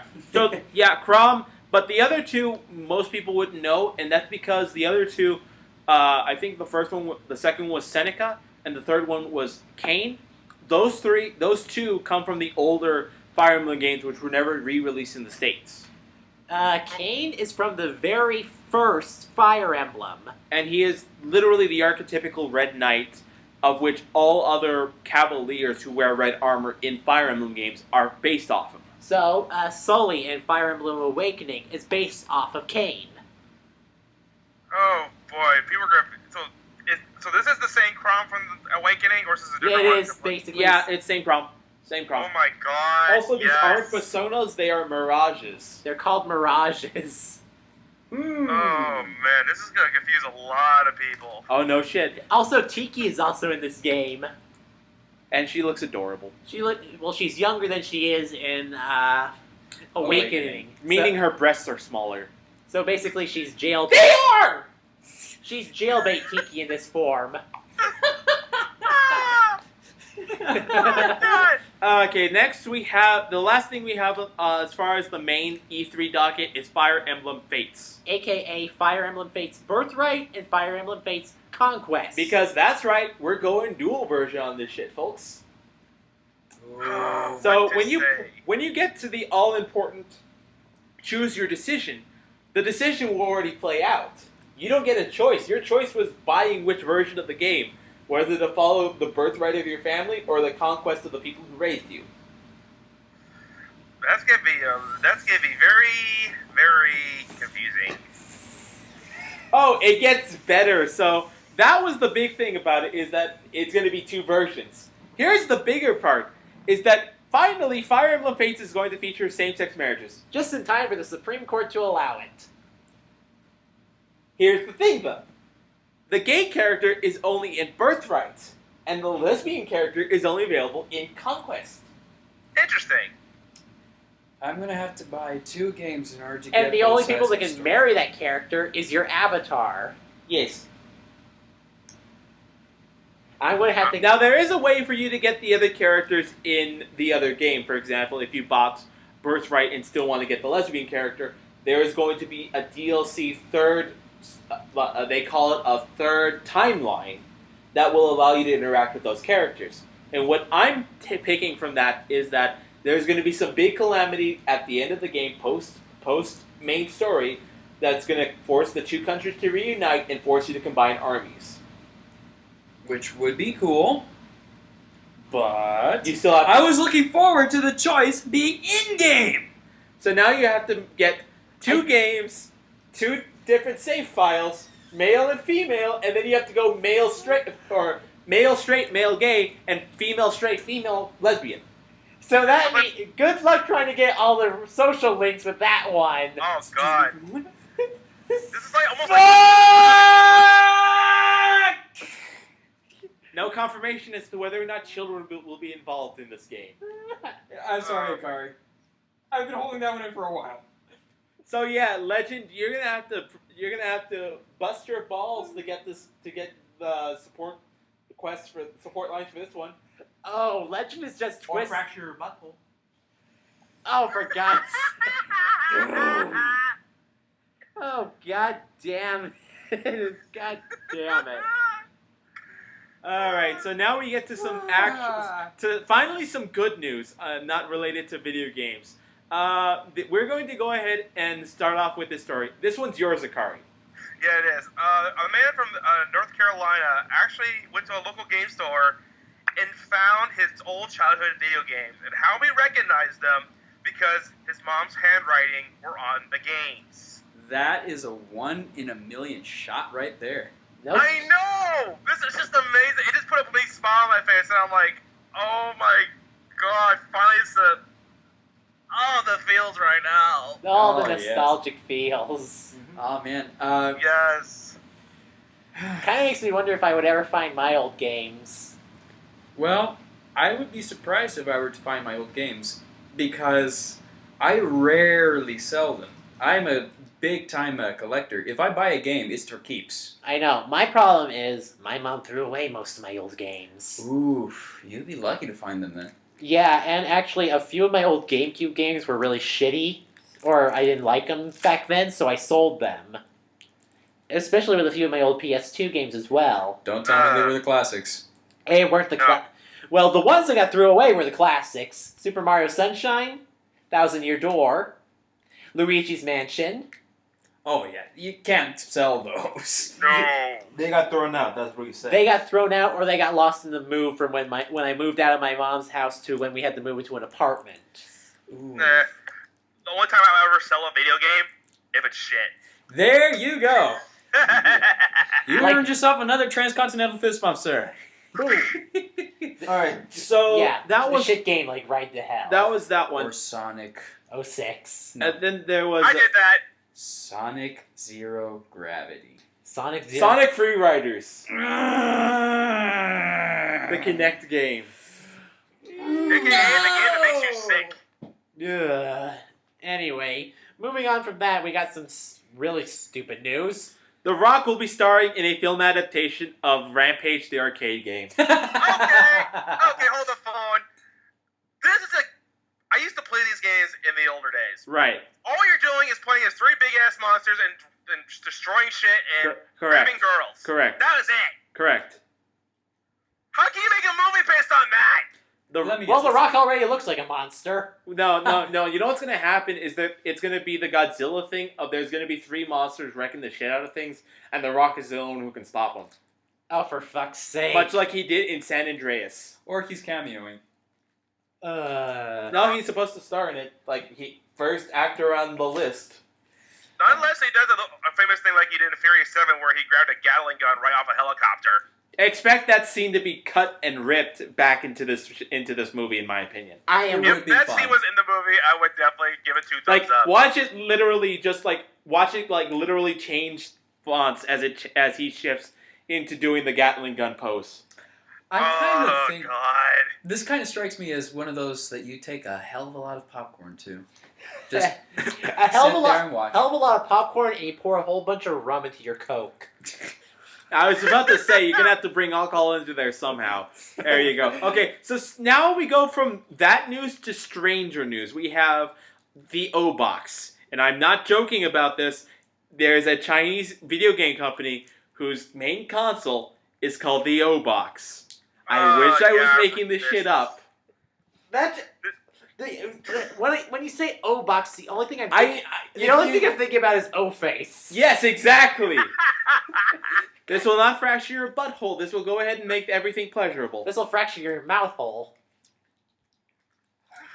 I am... 0 for the win! Fuck you. But he takes the fist bump anyway. So yes, this niche Android playing device is actually supposed to be coming over to the US gaming market soon. Okay. We'll see whether or not it flumps like the Ouya or it soars like... Actually, the N-Gage wasn't much better. Nope. Or not the big three consoles. Or the NVIDIA Shield. Or the NVIDIA Shield. Alright, so this one is a bit of Smash news, which I'm pretty sure anyone who hates Pac-Man is going to find even more infuriating. I despise Pac-Man. Well, I can use watch how to way to this. troll Moonsy with. Oh, yeah. So listen to this. So there's a glitch now where if you fight a Pac-Man, and he sets up his trampoline on the middle of the stage and then does his side B where he transforms, it causes a glitch that forces the opposing player to fall off the stage. What? Yeah. Yes. If you can weaponize that. Yeah, it has been. It has been. God. Yeah. That is evil. That is completely fucking evil, and Nintendo needs to fix that glitch ASAP. Yeah, this is worse than... No, keep it, because I want trolls. No, trust me, this is worse than Ganondorf suiciding. Because that takes skill. I love suiciding with Ganondorf. I've actually done it and caught both of these two knuckleheads off guard. It is great. Yeah, Who you calling a knucklehead, you knucklehead? Alright, so, we have two more stories, and the first one is more Platinum Games. Platinum Games is going to be making a beat-em-up called Transformers Devastation. This looks fun. In which you play as 6 Autobots beating the crap out of Decepticons in a arcade beat-em-up style. Oh, man. I can definitely get into that. And it's colorful, and it's bright, and it's not at all like War of Cybertron. Yeah, or it has very little in the way of looking like a Michael Bay movie. Right, absolutely. I think it looks more based on the cartoon that's going Yeah, it around. is, especially given the blocky shoulder pads. It's weird. The only one I saw, the cartoon series I saw, was the ones with the freaking mini-cons or whatever they. Yeah, that one, and that was just anime ripoff. It was an anime ripoff, but I did kind of enjoy it. Okay. And the last thing we have is on the indie horror corner. We have Rivals of Aether. Yeah. Which This is one caught my attention. yeah, because this is basically indie Smash Bros. Indie Smash Bros. Is Meat Boy on there? No, it's not. It's done by a different company, but boy, does it have a lot of different. It has a lot going for it.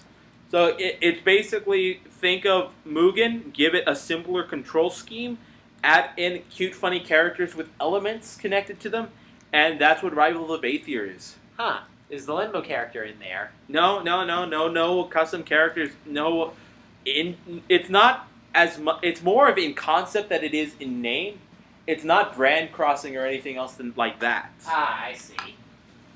So a lot of them are more. It's more of a brawler with independent characters, but it's not necessarily featuring anyone from independent games that we've seen before. So no main character from Bastion, no character from Braid, no Meat Boy, no Isaac, but it is at its core a beat 'em up. All right then. Oh yeah, color me interested with this one whenever it comes out, or else it's already out already. No, it's not out yet. I think I'm trying to see if there's an announced. It's going to be heading to Xbox One and PC via Steam before the year's end. So it's currently in the early access is going to be released in August. Okay, so it's still in pre-alpha stage. So yeah, it's still in development. All right then. All right, anything coming up on the channel? Let's see. Well, I finally managed to finish recording and doing the music for my poison type review. Akari, are you sure the devil hasn't moved up north? I am sure. Holy crap. Check to make sure he hasn't moved in next door. Nobody lives next to me. I'm in the Okay. middle of the woods. Well, Okay. then watch out for polar bears. No, that's much further up. All right. I mostly have to worry about grizzlies and moose. All right. Watch out for those guys. But yeah, other than that, we're still going to be uploading Bayonetta and Shovel Knight and Mega Man. Although we haven't had because of complications with Legends of my schedule, we may need to go ahead and there might be a longer break between some of the Bayonetta's videos going up. Yeah. One other thing I kind of want to promote, even though I'm not going to be able to record with these guys on a regular basis, I'm still going to be able to do type reviews and some separate projects. So I'll send those to Zero, and he might upload them for me. But the other thing I want to promote for our fans out there is that I have a Twitter now. Really? So Seriously? you can follow LeoForce at Great LeoForce on Twitter, and you can see I'll go ahead and post up random ramblings on stuff as well as plug these guys' videos over Twitter. So if you have a Twitter account, please follow me at Great LeoForce. All right, and I'll be sure to put that in the description as well. Mm-hmm. Fuck, now I need to get a Twitter. You don't have to, but I figured since I'm going to be gone and I want people to catch up with me, I figured that'd be the best way to do it. That's gonna be good too, because I go on Twitter daily. Oh, great! So yeah, that'll be fun. So go ahead and see my inner ramblings and the worst puns this side of the internet. Really? You live in 4chan now? No, not 4chan. That's terrible. That's a terrible place to be. We don't speak of 4chan. All right, I won't speak the devil's name. Yes, we shall not speak Voldemort. All right, all right. So I think that's about it. Akari, we're honored that we can have you on this 1 year of our podcast. Thank you for everything, man. Oh, no problem, guys. And hopefully in the future I can pop on again and do some more craziness sometime. Yeah, absolutely. Oh yeah, if we can, keep in mind this is a hypothetical, but if Leo can't make it for like a podcast, we might grab your butt on here. Grab his I will butt wait on until you here need me. after all the fractured butthole comments I've been making. Oh my God damn it! I'm used to butt jokes from Moonsy. All right. Akari, why don't you start signing us off? Alright, this is Akari Jaganashi. All right, this is LeoForce. This is Death Zero. And this is Legend Hunter signing out. All right, bye, guys. Later. Take care.